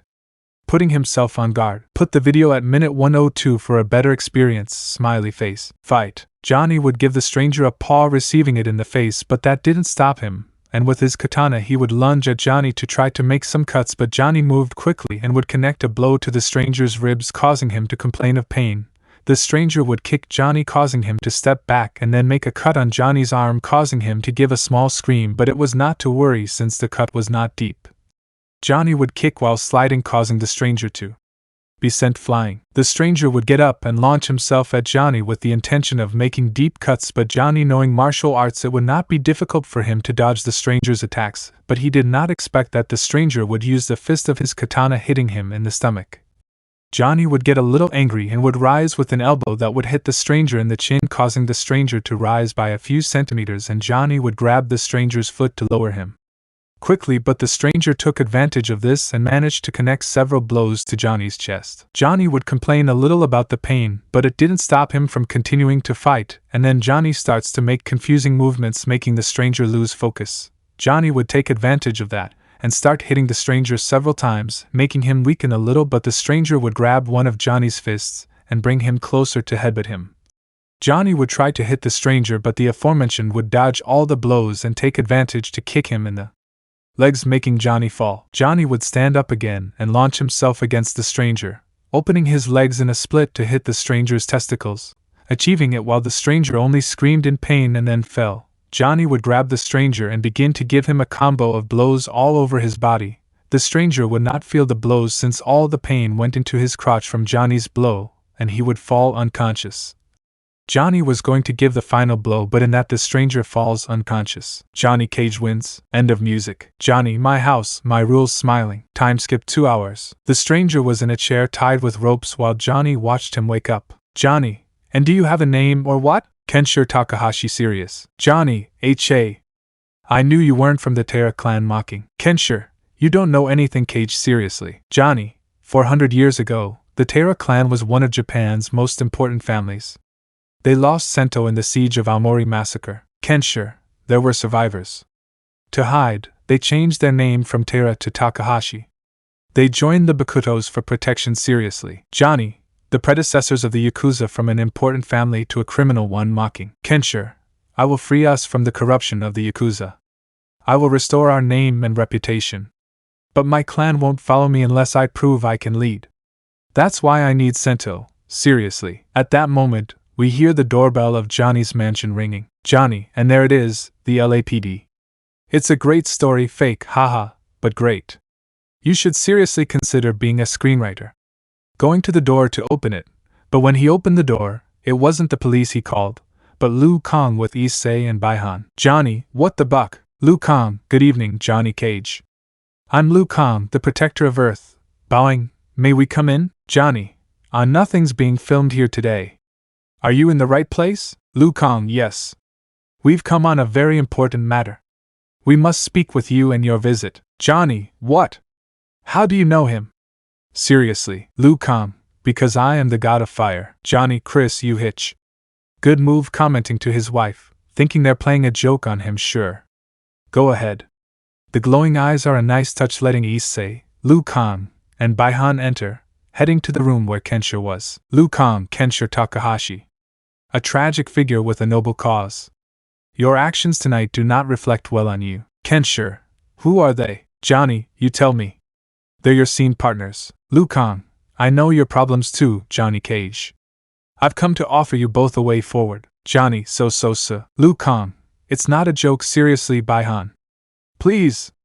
Ordering Baihan to untie Kenshiro. Johnny, okay, ha. I'll play my part in this martial arts scene. The lady should get what she paid for. Clearing his throat to try to sound mean. Okay, hey you, talking to Baihan, but he just ignores him. Hey you. Take your hands off her. Now making Baihan angry, I said take your hands off her. Johnny couldn't finish his sentence as he tried to grab Baihan's arm, but Baihan quickly punched him in the chest, making Johnny step back. Baihan didn't stop and punched Johnny twice in the face, and then kicked him, sending Johnny flying, causing him to crash into a piece of furniture, and in the process a sculpture fell on top of Johnny, breaking it. Issei, was that necessary, Baihan? Seriously, Baihan, to put him in his place. Seriously. Johnny sees that his sculpture was broken because of Baihan, making him angry. Johnny, it was a hitchly. One of a kind. Standing up, shaking himself. Well, I don't care if this is a damn joke. They crossed the line. Getting on guard. Put the music at minute 008. Fight. Johnny would launch himself against Baihan, hitting him in the face. Johnny angrily would throw more punches, but they were blocked by Baihan, and then take Johnny's head and cover his fist in ice to start hitting him without stopping. Johnny, while receiving the blows, would manage to hit Baihan in the eye to step back a little, and in that Johnny would start to give several punches and kicks to Baihan, leaving him a little hurt. Baihan would recover and would also pounce to try to hit Johnny, but the actor only dodged, making Baihan angry, and out of anger he would create an ice ball, freezing Johnny's feet, surprising him. Baihan would start hitting Johnny, but he would still block Baihan's attacks. Johnny saw an opening and prepared a blow that went straight to Baihan's stomach, causing him to fall. Johnny would take advantage of this, and with the strength he had, he would manage to break the ice that was on his legs. When Baihan recovered, he would not expect several blows to the face and a kick to the chest that would send him flying. Johnny quickly went to where Baihan was, and before he could hit him anymore, Baihan would grab one of Johnny's legs and start hitting it very hard, causing Johnny to scream a little in pain. Johnny tried to get away, but Baihan was holding Johnny's foot tightly. Johnny grabbed one of Baihan's arms and also began to hit it in order to fracture the bone.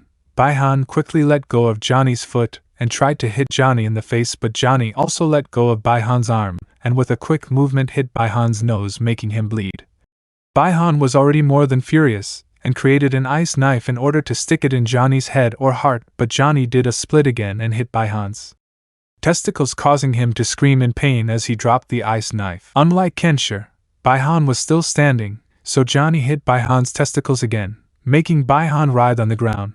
But he would stand up somewhat weakly and Johnny would get up and saw the opportunity to give his final blow, which was a very strong hook, connecting it on Baihan's chin, making him unable to fight anymore. Johnny Cage wins, the music ends, Johnny and scene. I hope you have insurance, because you're going to pay for my hitchily seriously while Baihan stands up. Baihan, you idiot! You don't know who you're facing! Angrily wiping the blood from his nose. Liu Kang, enough! Angrily creating a fiery aura, setting off the fire alarms and surprising Johnny. Johnny, that's not a special effect, amazed. Liu Kang, indeed. Johnny Cage looking at Issei? Ordering Issei to untie Kensher, making Issei bow and go untie Kensher. Johnny, okay, let's rewind. Who were you? Liu Kang, Lord Liu Kang, protector of Earth.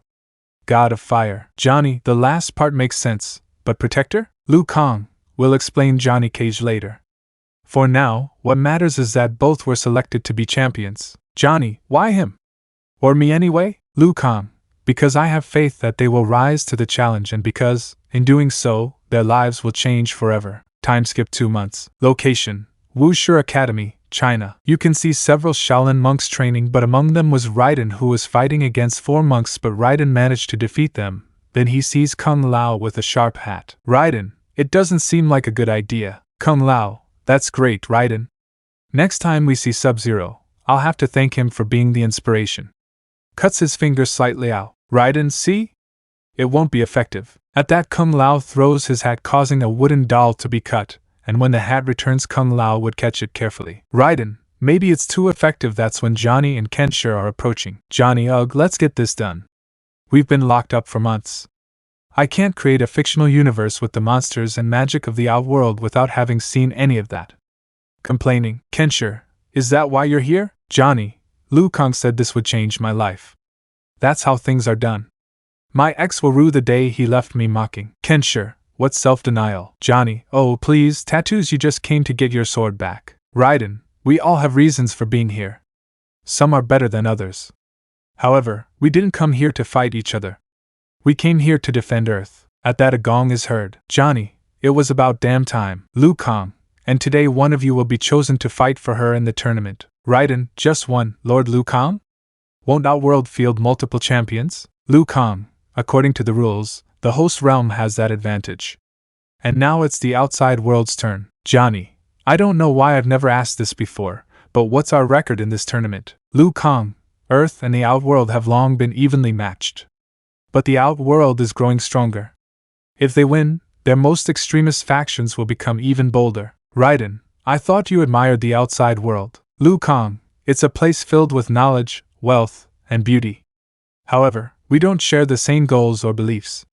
We coexist peacefully because the outside world respects our strength. If we show weakness, the rival will become our enemy. Seriously. Kung Lao, I will not lose, Lord Liu Kang. Liu Kang, first they must earn the right to represent us. Whoever lasts longer than the others will be chosen. Sitting in a chair, Raiden, at the front. Johnny, haha, good idea. Sacrifice the weak, mocking. Liu Kang, you must face him. Johnny Cage, seriously. Music for the environment. Kensher, ready to approach? Mocking. Johnny, okay, let's go. But remember, farmer, I'm a martial arts icon. I don't think you can handle such eminence. Raiden, I'm ready. Johnny Cage. My mind and spirit fight as one. Set the time to 0:14 for a better experience. Liu Kang, fight. Johnny would try to kick Raiden, but the aforementioned would block the kick and with a quick movement would hit Johnny in the neck and then give Johnny a kangaroo kick in the chest, causing him to end up on the ground. Johnny would get up quickly and try to hit Raiden in the testicles, doing a split, but before he could connect the blow, Raiden would kick Johnny in the head, making the actor unable to land his blow. Johnny would get up quickly and begin to give several blows all over Raiden's body, making the farmer a little stunned. Johnny would return to give more blows, but they were stopped by Raiden, who with a quick movement managed to connect some blows to Johnny's chest, moving him away a little but not enough, since Johnny with a quick movement would grab Raiden's arm and would connect a fairly strong blow to then grab his leg and hit it hard, so that in the end Johnny would give a blow to Raiden's stomach, sending him flying.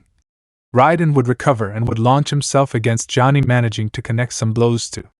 the face making Johnny angry. Raiden was giving several blows to Johnny's face, but one of his blows was stopped by the actor, and he would subdue him, now receiving blows from Johnny. Raiden with a quick movement would knock down Johnny and then step on his stomach, causing Johnny to run out of air. Johnny would get up while he recovered his air, and with an accurate movement he would kick Raiden in the jaw, causing him to rise a little. Johnny took advantage and quickly kicked Raiden again, sending him flying a few meters. Raiden would get up quickly and would launch himself against Johnny again, but this time he would give him some strong blows to Johnny's feet, making him fall to his knees. Raiden took advantage of this and would begin to give Johnny several kicks to the head. Raiden would give his last kick with force in Johnny's face, leaving him badly injured and out of combat. Raiden wins. The music ends. Raiden, I'm honored by this fight, helping Johnny up. Johnny, ugh, hi, you're welcome, sir. Liu Kang, Kenshiro Takahashi, you continue seriously. Kenshiro and Johnny would look at each other with a challenging look as they switched places to fight Raiden. Kenshiro, you have Raiden skills, but you lack experience. Seriously. Raiden, I make up for my lack of experience with my heart, putting myself on guard. Kenshiro, courage wins fights, not heart. I know, I've participated in hundreds, putting himself on guard. Please put the music at 145 for a better experience. Liu Kang, fight. Kenshiro would launch himself against Raiden while using his katana, managing to make some cuts to the farmer. Raiden would take the katana to approach Kenshiro and hit him in the neck, doing considerable damage. Kenshiro would take advantage and suffocate Raiden with his katana, making Raiden try not to cut himself with the katana and hit Kenshiro in the stomach, managing to free himself and hit Kenshi's face to move him away a little. Kenshiro. Raiden took advantage and would knock Kenshiro down to hit him in the ribs, making Kenshiro complain of pain and at the same time get a little angry. Kenshiro would flip Raiden from behind and start hitting him and kicking him all over his back. Raiden turned around quickly and start hitting Kenshiro in the face, making the Japanese get a little angrier. Kenshiro would make cuts on Raiden's chest, but again they were only light cuts and not deep. Raiden kicked one of Kenshi's legs, making him bend over, and then Raiden took flight and gave a powerful kick to Neshi's chest, causing him to fly a few meters. Kenshiro would get up with a little pain and again would pounce. Raiden dodged Kenshi's attacks and would take the Japanese's arm to damage his arm, but Kenshiro used his katana and would make a cut on Raiden's cheek so that he would not damage his arm. Raiden braced himself and with a quick movement would hit Kenshi's ribs, making him complain of pain. Kenshiro would go for Raiden's legs to make cuts, but Raiden saw this and quickly jumped and would manage to connect a kick in Kenshi's face, making him stun, and this would be taken advantage of by Raiden. Raiden took advantage of the fact that Kenshiro was stunned and grabbed him by the shoulders to give Kenshiro 2 blows to the face, and then jumped behind him and connected a kick to the head, making Kenshiro fall to his knees, and finally Raiden would give a strong blow to Kenshi's back, leaving him out of combat. Raiden wins. Stop the music. Raiden, do you still doubt my courage? Helping Kenshiro up. Kenshiro, no. It was a well-deserved victory, bowing to Raiden. Liu Kang, now it's your turn. Kung Lao. Kenshiro and Kung Lao would change places to fight Raiden. Kung Lao, haha, give up, Raiden, you've never beaten me. That won't change today, mocking. Raiden, no? If the monks taught us anything, it's that change is the only constant in the universe. Liu Kang, fight. Kung Lao would hit Raiden with great force in the abdomen, but Raiden did not stay behind and would give a hook to Kung Lao, raising him a little, and Raiden took advantage of this to hit Kung Lao in the air, sending him flying. Kung Lao would get up quickly and throw his new hat with the intention of hurting Raiden, but would not succeed since Raiden dodged the hat, and would kick Kung Lao in the leg, tilting him, and then hit him in the face, causing Kung Lao to fall. Kung Lao would get up quickly while grabbing his hat and would launch himself against Raiden. Raiden would not be able to block Kung Lao's blows in time, receiving them all, but in a moment of Kung Lao's carelessness, Raiden would take advantage of this and would connect a strong blow to Kung Lao, causing the aforementioned to stop his blows since Raiden's blow was painful, and Raiden took advantage of this to give Kung Lao several kicks in the chest, causing him to step back a little.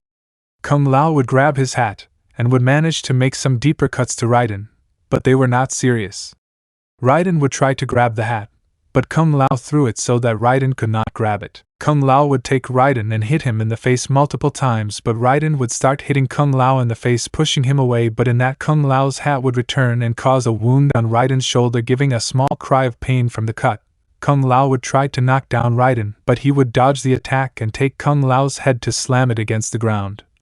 Kung Lao in pain would not be defeated with his hat. He would cut off Raiden's leg, causing him to fall, while Kung Lao was going to kick Raiden's head, but before he could do it, Raiden would get up and with an accurate blow he would stun Kung Lao. Raiden took advantage and began to hit Kung Lao all over his body while the aforementioned tried to use his hat, but due to Raiden's attacks he couldn't do it. Raiden hit Kung Lao without stopping while he could not hold on any longer and fell badly injured on the verge of fainting. Raiden saw this and stopped hitting Kung Lao, who could not fight anymore. Raiden wins. The music ends. Raiden, there's a first time for everything. Kung Lao helping Kung Lao. Kung Lao, how could I have? Congratulations, Raiden, happy for his friend, bowing. Liu Kang, you can rest, Raiden. Tonight you will face your last opponent seriously. Raiden, who will be Lord Liu Kang? Liu Kang will be the Lin K called Issei, or better known as Scorpion, seriously. At that a fire tornado is created and Issei appears. Raiden, Kung Lao, Johnny and Kensher were surprised to learn that Issei was one of the chosen ones to be champions of Earth. Kung Lao, weren't you supposed to be a Lin K? Incredulous. Issei, I am, but Lord Liu Kang also selected me to be Earth's champion.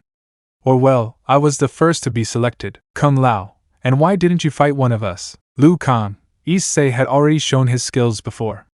He just hadn't selected the champions yet seriously. Issei knew it was a lie since Liu Kang didn't want to reveal that he had fought Liu Kang in Tartarus and tell them about the supernatural for now. Liu Kang, Madame Bo and the Grand Master of the Lin K, Sub-Zero, will also be coming tonight.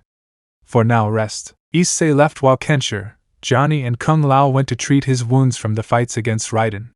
Finally, Raiden was training again to be able to beat Issei while his wounds were treated. Time skipped 6 hours later. It was already night at the Wushu Academy.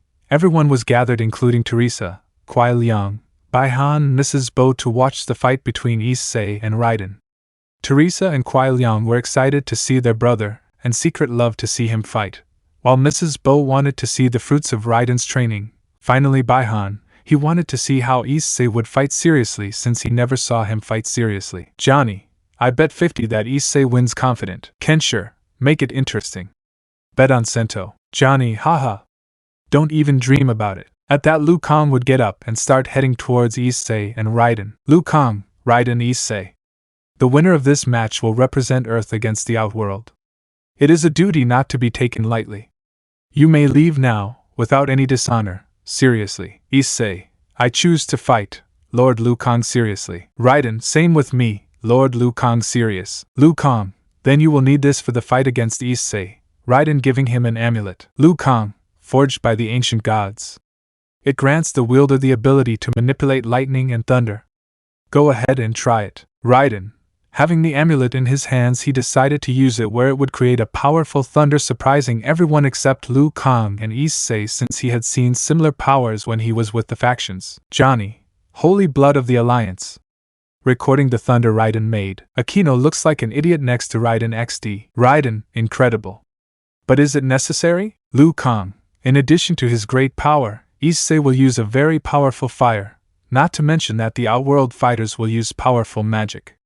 The amulet evens the scales. Raiden, I understand, then I'm ready for combat seriously. Issei, same with me, serious. Liu Kang, may the best man when bowing to Issei and Raiden and then sitting down. Badass music for the atmosphere, smiley face. Issei, I hope you give your best, Raiden, because this won't be like the tea house training seriously, putting himself on guard. Raiden, then I'll give my best. Issei putting himself on guard. Please play the music at 018 for a better experience. Liu Kang, fight. Raiden sent a lightning bolt at Issei, but he managed to dodge it.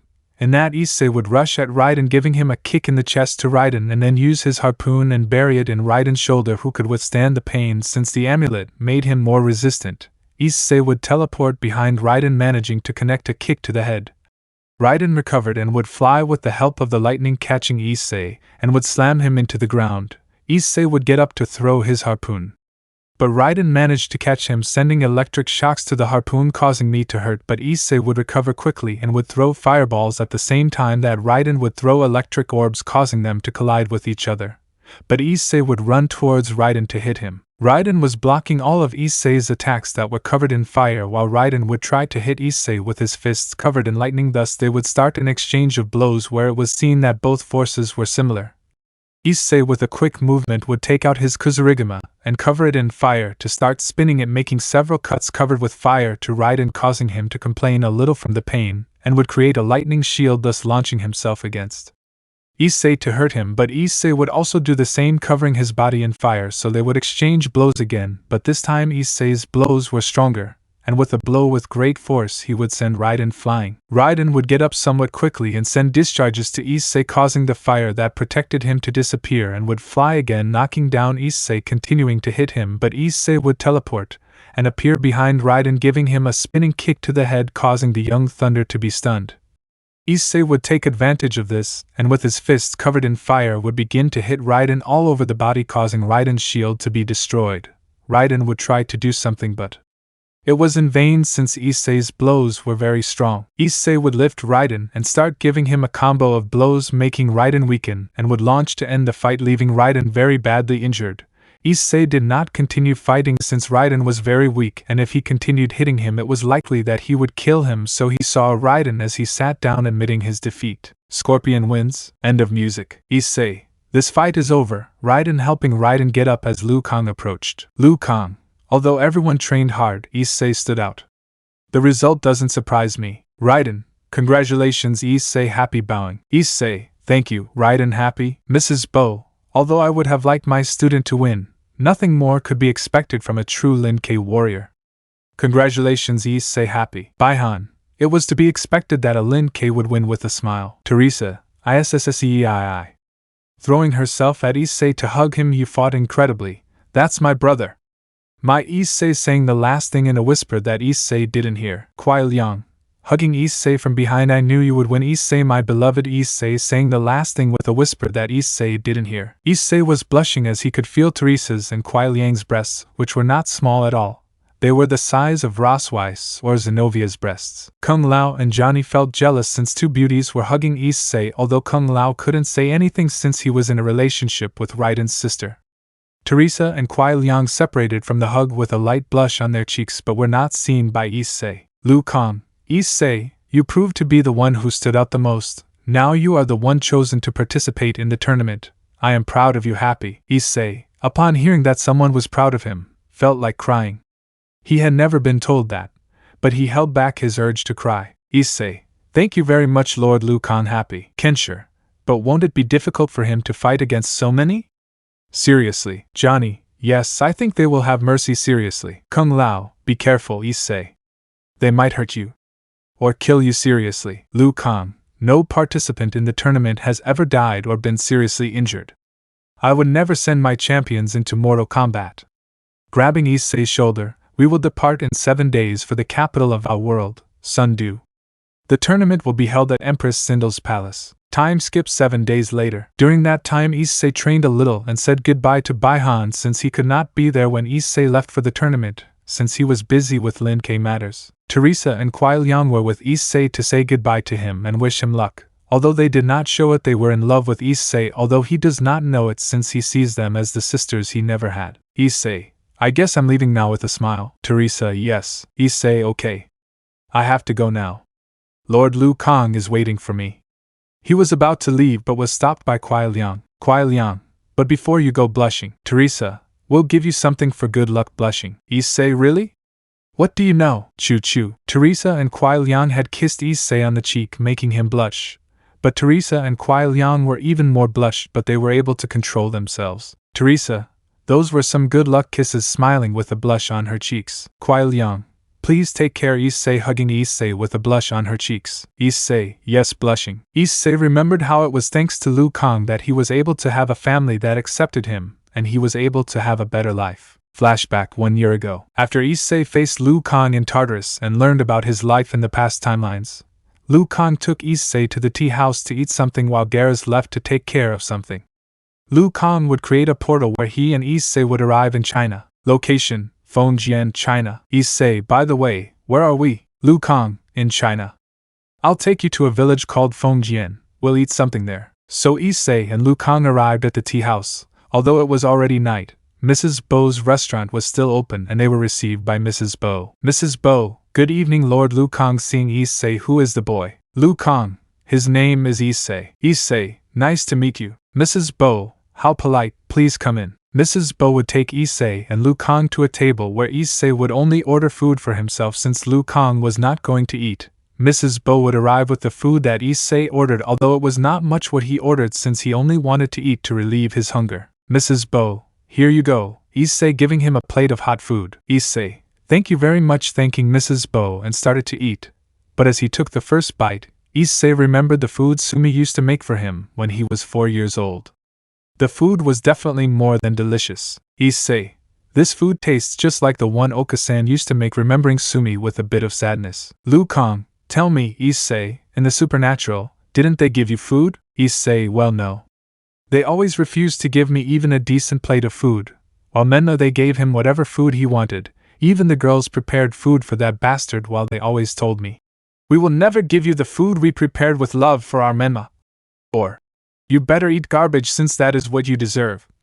Angry remembering that they always denied him a meal. Liu Kang, and when did you need medical attention? Issei, with just a scratch or a cut on Menma's finger, everyone would go and cure him, even the girls would go and tell him not to risk it, and they would kiss him or pamper him, and when I needed them to help me because I was bleeding or my injuries were serious, they would tell me that it was better if I died already or that they would never cure me because I was a damn pervert, and this was the same in the Bucking Academy. Angry. Liu Kang, I hope you don't regret your actions seriously. Issei, I hope not. It will be annoying enough for them to look for me so I can return to them angry. Mrs. Bo, who was watching this, knew that Issei knew about the demons, angels and fallen angels. Mrs. Bo, Lord Liu Kang, does Issei know about the supernatural world? Liu Kang, yes, in fact he came from a family of demons but he has human blood. Issei, well, X-family. Angry. Mrs. Bo, X-family? Liu Kang, Issei, you better tell us what happened to you seriously. Mrs. Bo, what happened? Issei, well, Issei began to tell all the life he had, the mistreatment of his parents and the city of Kuoh, the lies of his brothers, the rejection of the girls, the battles in which he fought, the actions he did for the factions and the city of Kuoh, the sentence he received because of a fake video, and how he was sent to Tartarus. Mrs. Bo was furious about what they had done to Issei. They never knew how to appreciate it, and now she hopes they don't regret it. Lady Bo, those bastards, I hope they suffer like never before. Angry, but an idea came to her. Lord Liu Kang, why don't you take Issei to the Lin K? I'm sure they'll love him better than the factions. Liu Kang, I think it's a good idea. Issei, the Lin K?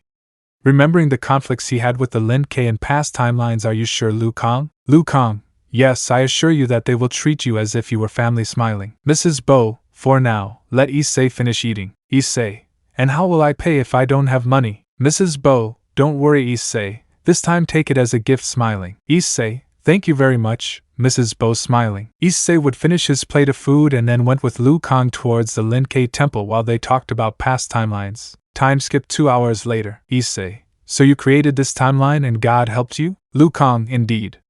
As you know, God created beings, while I created the realms. But in order to create this timeline, I had to change many things. Issei, were there any big changes? Liu Kang, yes. One of the changes was the gender change of some people. Issei, gender swap? You mean someone in previous timelines who was a man, now they'll be a woman? Liu Kang, indeed. Issei. For example, I mentioned that previously Kuai Liang was a man. In this timeline he is a woman. This also changed with the warrior Smoke, or formerly known as Thomas. In this timeline he is also a woman and is called Teresa. Or Mrs. Bo, she in the past timelines was a man and my master. His name was Bo Rai Cho. Issei, I see. Curious. Liu Kang, you might be uncomfortable seeing Baihan because of what happened in the previous timelines. But trust me, this will be different. With a smile. Issei, I hope so. With a smile. Some time passed, and Liu Kang along with Issei arrived at some mountains where it was snowing. There was the temple of the Lin K. Location, Lin K Temple. When they knocked on the door they were greeted by Baihan who, upon seeing Liu Kang, bowed. Baihan, good evening. Lord Liu Kang seriously bowing. Issei seeing Baihan was very serious. Issei knew what happened to Baihan in the previous timelines, how because of Baihan Issei died, the agreement of the Lin K with Quan Chi to kill Issei's clan, and how Issei killed Baihan. The truth is Issei was somewhat uncomfortable by everything that happened in the past, but he wanted this time to be different, and that he could get along with Baihan. Baihan would see Issei and ask, Baihan, who is he? Lord Liu Kang. Liu Kang, he is Issei, the first champion of Earth. Baihan, champion? Isn't the tournament supposed to be in a year? Liu Kang, yes. But Issei, I found him and I could see his abilities, so I selected him to be the first champion. Then Teresa and Kuai Liang appeared and greeted Liu Kang. Teresa, good evening Lord Liu Kang bowing. Kuai Liang, good evening Lord Liu Kang bowing, but then he sees Issei. Who is he? Liu Kang, meet Issei. Issei, hello, nice to meet you. Nervous. Teresa, hello Issei. My name is Teresa, smiling. Kuai Liang, nice to meet you. My name is Kuai Liang, smiling. Issei's mind, why did Liu Kang make them so beautiful? Issei was more than nervous to see Kuai Liang and Teresa. He couldn't help but blush when he saw the two Lin K who were practically beauties.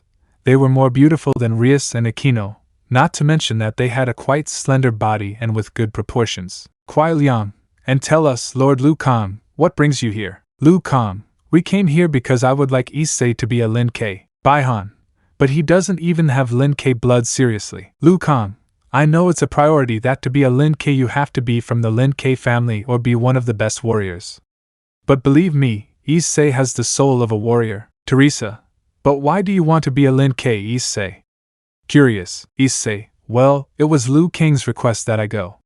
Besides, I have nowhere else to go. Kuai Liang, what do you mean you have nowhere to go?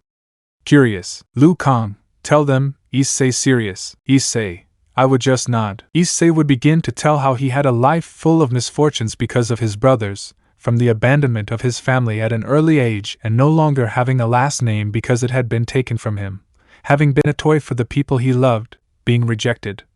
The sentence they gave him for the fake meme video and how he fought against Liu Kang for being confused with what he told him about his life, and all this would be confirmed by Liu Kang.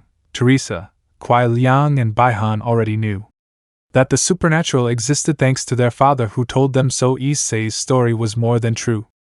Teresa and Kuai Liang, upon hearing everything Issei lived, cried inconsolably, and went to hug Issei for everything he suffered. On the other hand, Baihan was thinking that it was not a bad idea to bring Issei into the Lin K, since having heard how Issei fought in wars and faced Liu Kang, he thought that having Issei in the Lin K would make them more powerful. Baihan, fine. Then since Issei has already participated in wars, he can be a Lin K. Teresa, yes, we will promise to give you the love that your ex-sisters didn't give you, smiling while hugging Issei. Kuai Liang, and we will assure you that you will not suffer again, smiling while hugging Issei. Issei, really?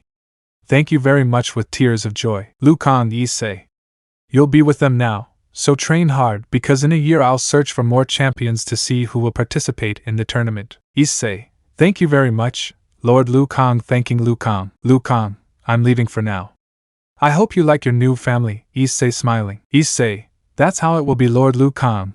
I won't waste this opportunity to have a happy family. Baihan, very well, Issei. I'll show you where you'll sleep. Issei, yes. While Liu Kang leaves, when Issei joined the Lin K, he was finally able to have a decent room, and he wouldn't be denied a plate of food, making him feel happy because he finally had a family that loved him. Over time, Issei trained to improve his skills in both combat and the use of fire. Also, Issei's relationship with Teresa and Kuai Liang grew. But something Issei did not know is that Teresa and Kuai Liang no longer saw Issei as their brother. Now they saw him as a man, and this is because Teresa and Kuai Liang fell in love with Issei over time. It all started when Teresa and Kuai Liang were despised by Baihan, saying things like, "I feel sorry to be your brother," or, "You will never have the blood of a Lin K." This left them very sad, since they tried hard to make Baihan proud. Issei saw this and got angry with Baihan for treating his sisters like that. So although he did not share blood with them, at the same time Teresa and Kuai Liang were somewhat depressed, since before meeting Issei their father had died. Although Issei never received the affection of a father, he knew that it was painful to lose a loved one. Issei encouraged them so that they would no longer be sad, which surprisingly worked. Issei improved his relationship with Teresa and Kuai Liang and supported them in everything. Issei was always there for them when they were sad, needed a hug, when they wanted to talk their problems with someone. They could always count on Issei, not to mention that one day Issei defended them from Baihan because he was saying hurtful things to the two Lin K, causing the aforementioned to blush and start to feel something for Issei. Issei also had fun with the girls, doing any activity other than training, showing his kind and fun side, making the girls feel something even more for Issei. And since then Teresa and Kuai Liang decided to support each other, and they would not mind sharing Issei and also trying to impress him so that he notices them. End of flashback. Issei would say goodbye to the two Lin K and head towards where they were all gathered with Liu Kang. Now everyone was gathered in a courtyard while Liu Kang created a portal to go to the outside world. Teresa and Kuai Liang couldn't go since they weren't selected to be in the tournament, so they could only watch as Issei left. Liu Kang, the outside world may be strange and intoxicating for the inhabitants of Earth. Don't let it affect you. Focus on the task at hand, seriously creating the portal. Once Liu Kang created the portal to go to the outer world, everyone was ready to go. Teresa and Kuai Liang looked at Issei with concern if something happens to the brown-haired boy since they did not want him to get hurt. Kung Lao, Johnny, Raiden and Kensho were nervous about entering a new world while Issei was not worried since he already experienced this with the factions. So Issei along with Liu Kang, Johnny Cage, Kung Lao, Raiden and Kensho would pass the portal to be in a different realm from Earth. Meanwhile in the factions, the faction leaders including Zeus, Shiva and Ra were having a meeting to find solutions to get Issei out of Tartarus and give him the reward he deserves. The states of the factions were a mess since everyone was desperate for not having a solution to enter Tartarus. Surzex, SHIT. It's been a year and we still haven't found a solution to get Issei-kun out of that place. Hitting the table. Azazel, calm down Surzex. I know we can get Issei out seriously. Michael, we have to have faith that we'll get Issei out of that place. Searches trying to calm Searches. It's frustrating that we can't get Issei-kun out and we've been trying for a year frustrated. Zeoticus, calm down son, I know we can get Issei out of Tartarus calming Searches. Odin, by the way, do you know anything about that damn Menma? Seriously, Michael. No, we haven't heard from that traitor since he escaped from the party. Angry. Zeus. It's like the earth swallowed him. Damn. We have to find him to make him pay. Angry. Surzex. If that bastard had never been born, Issei-kun and my sister would be happy. Angry. Tannen. How are the girls? Searches. Rias and her entourage are very bad. They spend their time crying like never before for Issei-kun. They all changed too much. Rias was the most affected. She can't forget how she treated Issei-kun, and she spends her time crying hugging Issei-kun's pawn piece, seriously worried about his sister. Azazel. Penemu doesn't want to go out. I'm afraid she doesn't even want to eat, which would put her health at risk, and Reincarnation is always angry, saying that she won't calm down until Issei returns seriously. Betrayal. Akeno and Suzaku have changed drastically. My daughter's personality has changed. She's very depressed now, and Suzaku is always crying. Both of them are always saying that the boy is flying while they cry worried. Odin, Rossweiss is in a delicate state. She is no longer the serious and demanding woman she used to be. Now she is very depressed and always spends her time crying. But when she hugs the brat's stuffed animal, she becomes very loving, affectionate, kind and sweet with the stuffed animal, thinking it is the real brat. Basically her state only depends on the brat. Seriously. Michael, Irina and Gabriel are at their worst. Irina spends her time hugging a shirt saying it's Issei's, and all she spends is repeating the words, I broke our promise, while you can hear her crying. Gabriel also has a very deep depression, and I fear that she might want to commit suicide since we have found her trying to cut her wrists or hang herself with a rope. Serious and worried. Lord Citri. Seraphol cries like never before. She stopped being happy and cheerful and is now depressed and sad. There is not a day that she cries inconsolably wanting the boy back. Sona and they are in the same situation. Even because of the depression her grades dropped, worried about Sona and Seraphol. Lord Agars. Sikveria is always crying and just saying it was all a dream, worried. Lord Astaroth. Latia doesn't even leave her room anymore. We have to force her to leave, and when we see her she's all pale because she doesn't get daylight and her eyes are red from crying so much, worried. Lord Phoenix. Ravel doesn't even eat anymore. Riser and his pieces have to help her eat, and when someone passes by Ravel's room all you can hear is her sobs, serious and worried about her daughter. Lord Pendragon. Le Fay never wants to leave her room. She's in the same condition as Latia, worried. Tannen, Valerie, Mio, Ophis, Zaris, Albi and Tiamat just spend their time looking for ways to get Issei out of Tartarus, but nothing, so they all go to a cave and cry for days. Seriously. Michael. And how is your wife, Goro? Goro. She isn't well. She always has nightmares remembering how she hurt Issei when he was a child, and every time she wakes up she cries inconsolably. Hades would arrive upset at that. Hades, I did it. Zeus. What's wrong, Hades? Why are you coming in like that? Hades. I was finally able to open the portal to Tartarus. Happy. Everyone, upon hearing what Hades said, became upset because they did not believe that the portal to Tartarus could finally be opened. Azazel. Are you serious? Aren't you joking? Hades, I never joke. It took me too long, but I already knew how to open the portal. Shiva, how did you do it? Hades, after a long investigation I discovered how to enter, and from what I discovered maybe there is another god. Seriously. Another god? That's impossible. Seriously. Zeus, we are the only gods. How can you say that seriously? Hades, I'm not sure there is another god, but it's a theory. Seriously. Gora, let's better get ready to go for my son Happy. Berkiel, we have to tell the girls, they'll be happy. All yes. Everyone went to call the girls so they knew they could enter Tartarus and get Issei out.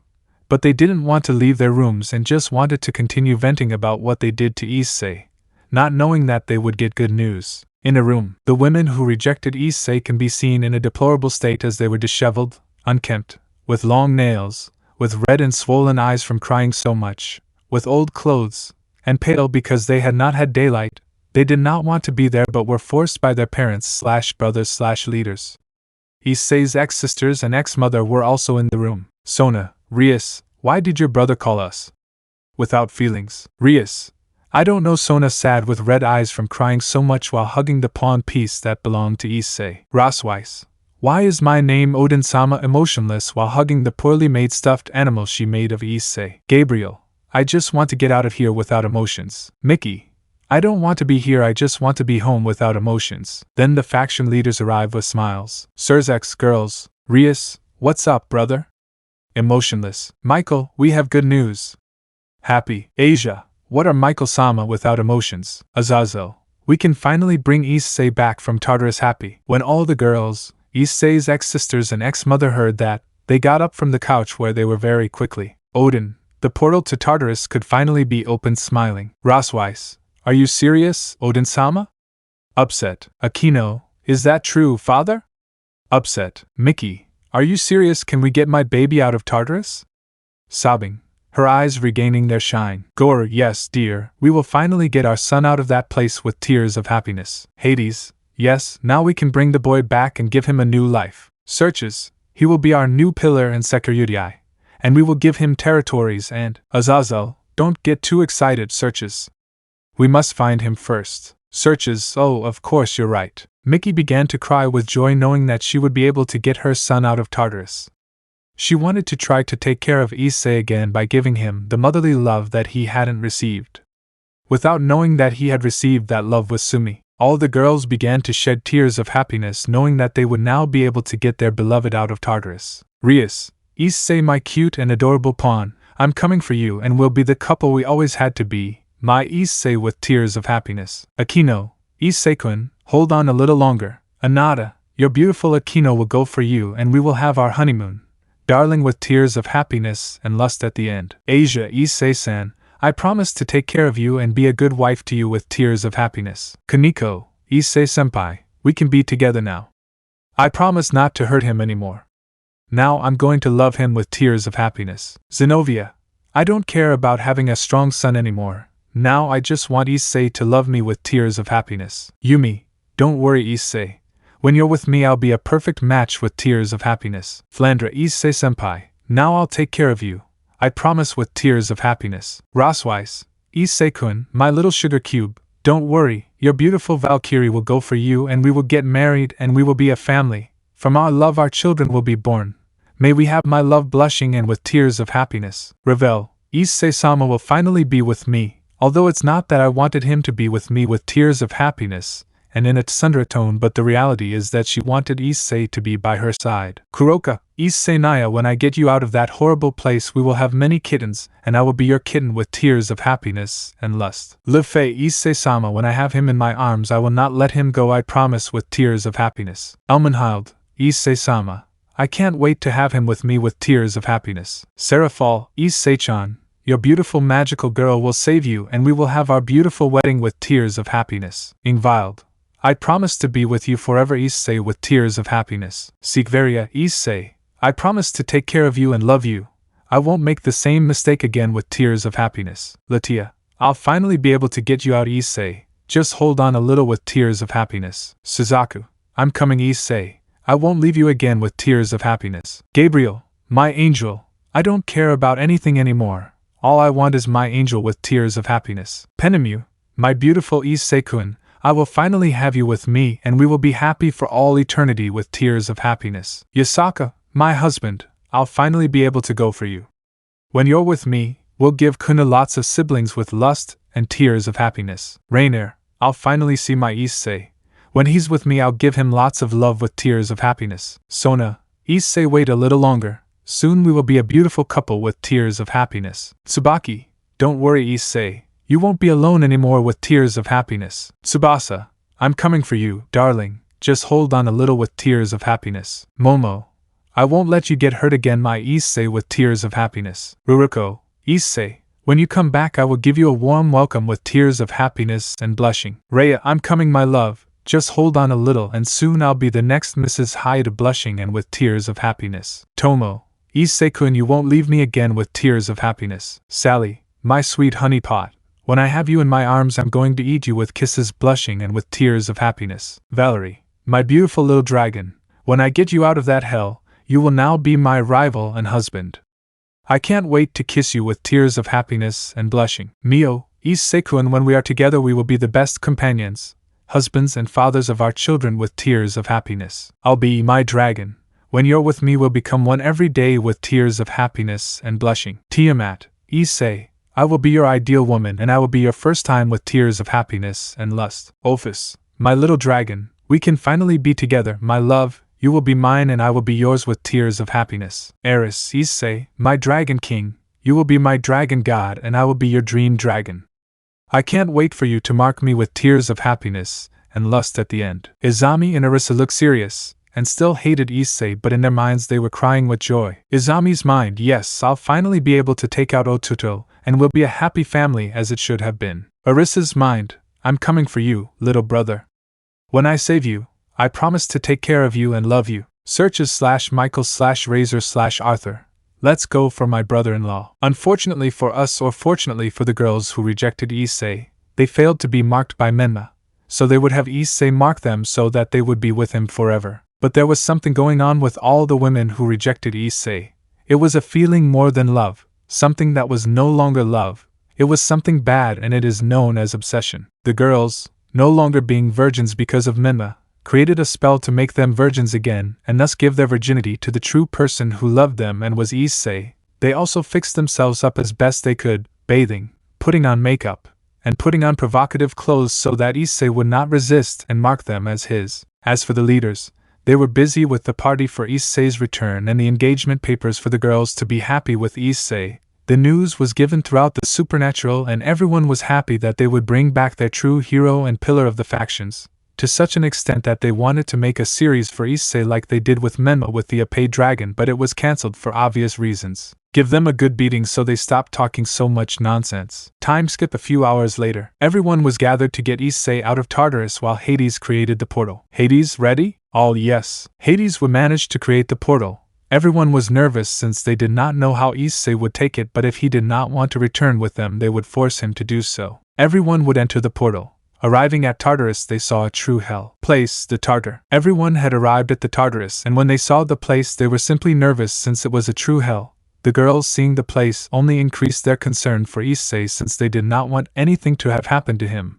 Issei's ex-parents and ex-sisters saw the Tartarus and were simply horrified and only prayed that Issei was okay. They traveled through Tartarus for an hour, and the more they saw the more worried they became because what they saw was simply horrible, from screaming souls to horrible monsters, while they ate beings that begged for mercy, but what they saw simply left them more worried. What they saw left the girls more worried since they were the remains of Issei's clothes when he was sent to Tartarus. The girls collected the clothes that were stained with blood and imagined the horrible things that Issei suffered. Rias, my Issei, where are you? Please don't let anything happen to you on the verge of tears. Akeno, my cute Kohai, forgive me.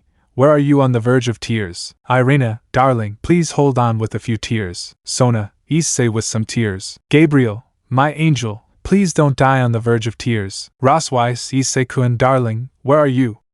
On the verge of tears. Asia, if Issei-san died, I with some tears. All the other girls were saying similar things while some were shedding tears and others were on the verge of tears. Michael, calm down girls. I'm sure we'll find him calming them down a bit. Girls, okay, sad. They traveled a little further, and what they saw left them more worried than normal. Since they had arrived at the place where Issei fought against Liu Kang, The place was somewhat destroyed and with dried blood stains.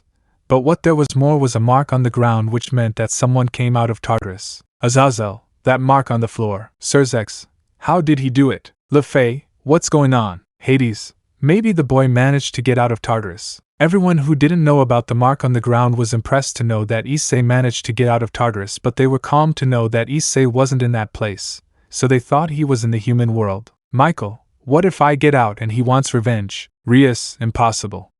My cute Issei would never hurt us. Worried. Ophis, how do I get out? Valerie, no matter how he did it, let's get out of this place and search the human world.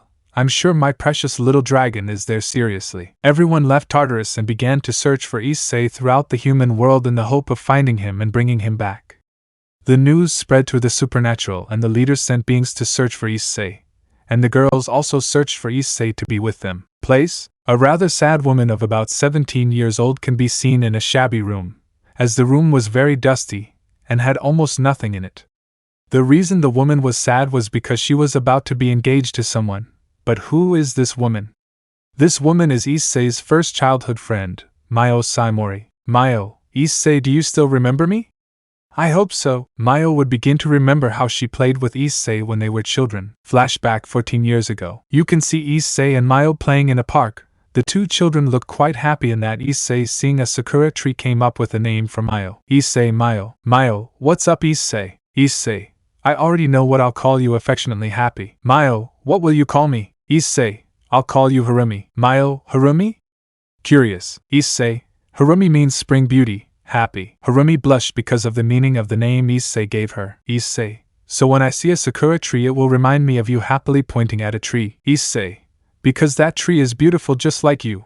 Harumi, happy. Harumi, thank you very much. Issei, blushing and hugging him. Issei, hee hee. Well, let's play Harumi. Happy. Mayo, yes, let's go. Happy. That day Issei and Mayo played all day while being watched by Sumi, Mio's mother, who watched happily as Mayo played with her friend until sunset. Sumi happily watched Mayo sleep next to Issei while they were hugging each other, as if they never wanted to separate under the sakura tree. Sumi, I'm sure Mayo will always be with Issei. I hope they are together forever. Happy while seeing how Issei and Mayo slept hugging. End of flashback. Mayo, Issei starting to shed tears. Elsewhere, Issei felt a pain in his chest, as if someone he loved was suffering or was being hurt, but this pain was stronger.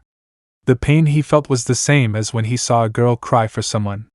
A pain he felt 14 years ago. Issei grabbed his chest due to the pain he felt, and that he remembered. Liu Kang, is something wrong, Issei? Issei, nothing is nothing. Issei's mind. Mayo? Let me know in the comments below if you guys want the next part. Also check out my other video that has been shown and left. Thank you for watching. If you enjoyed this video please like and share this video. And have a fantastic day. Bye.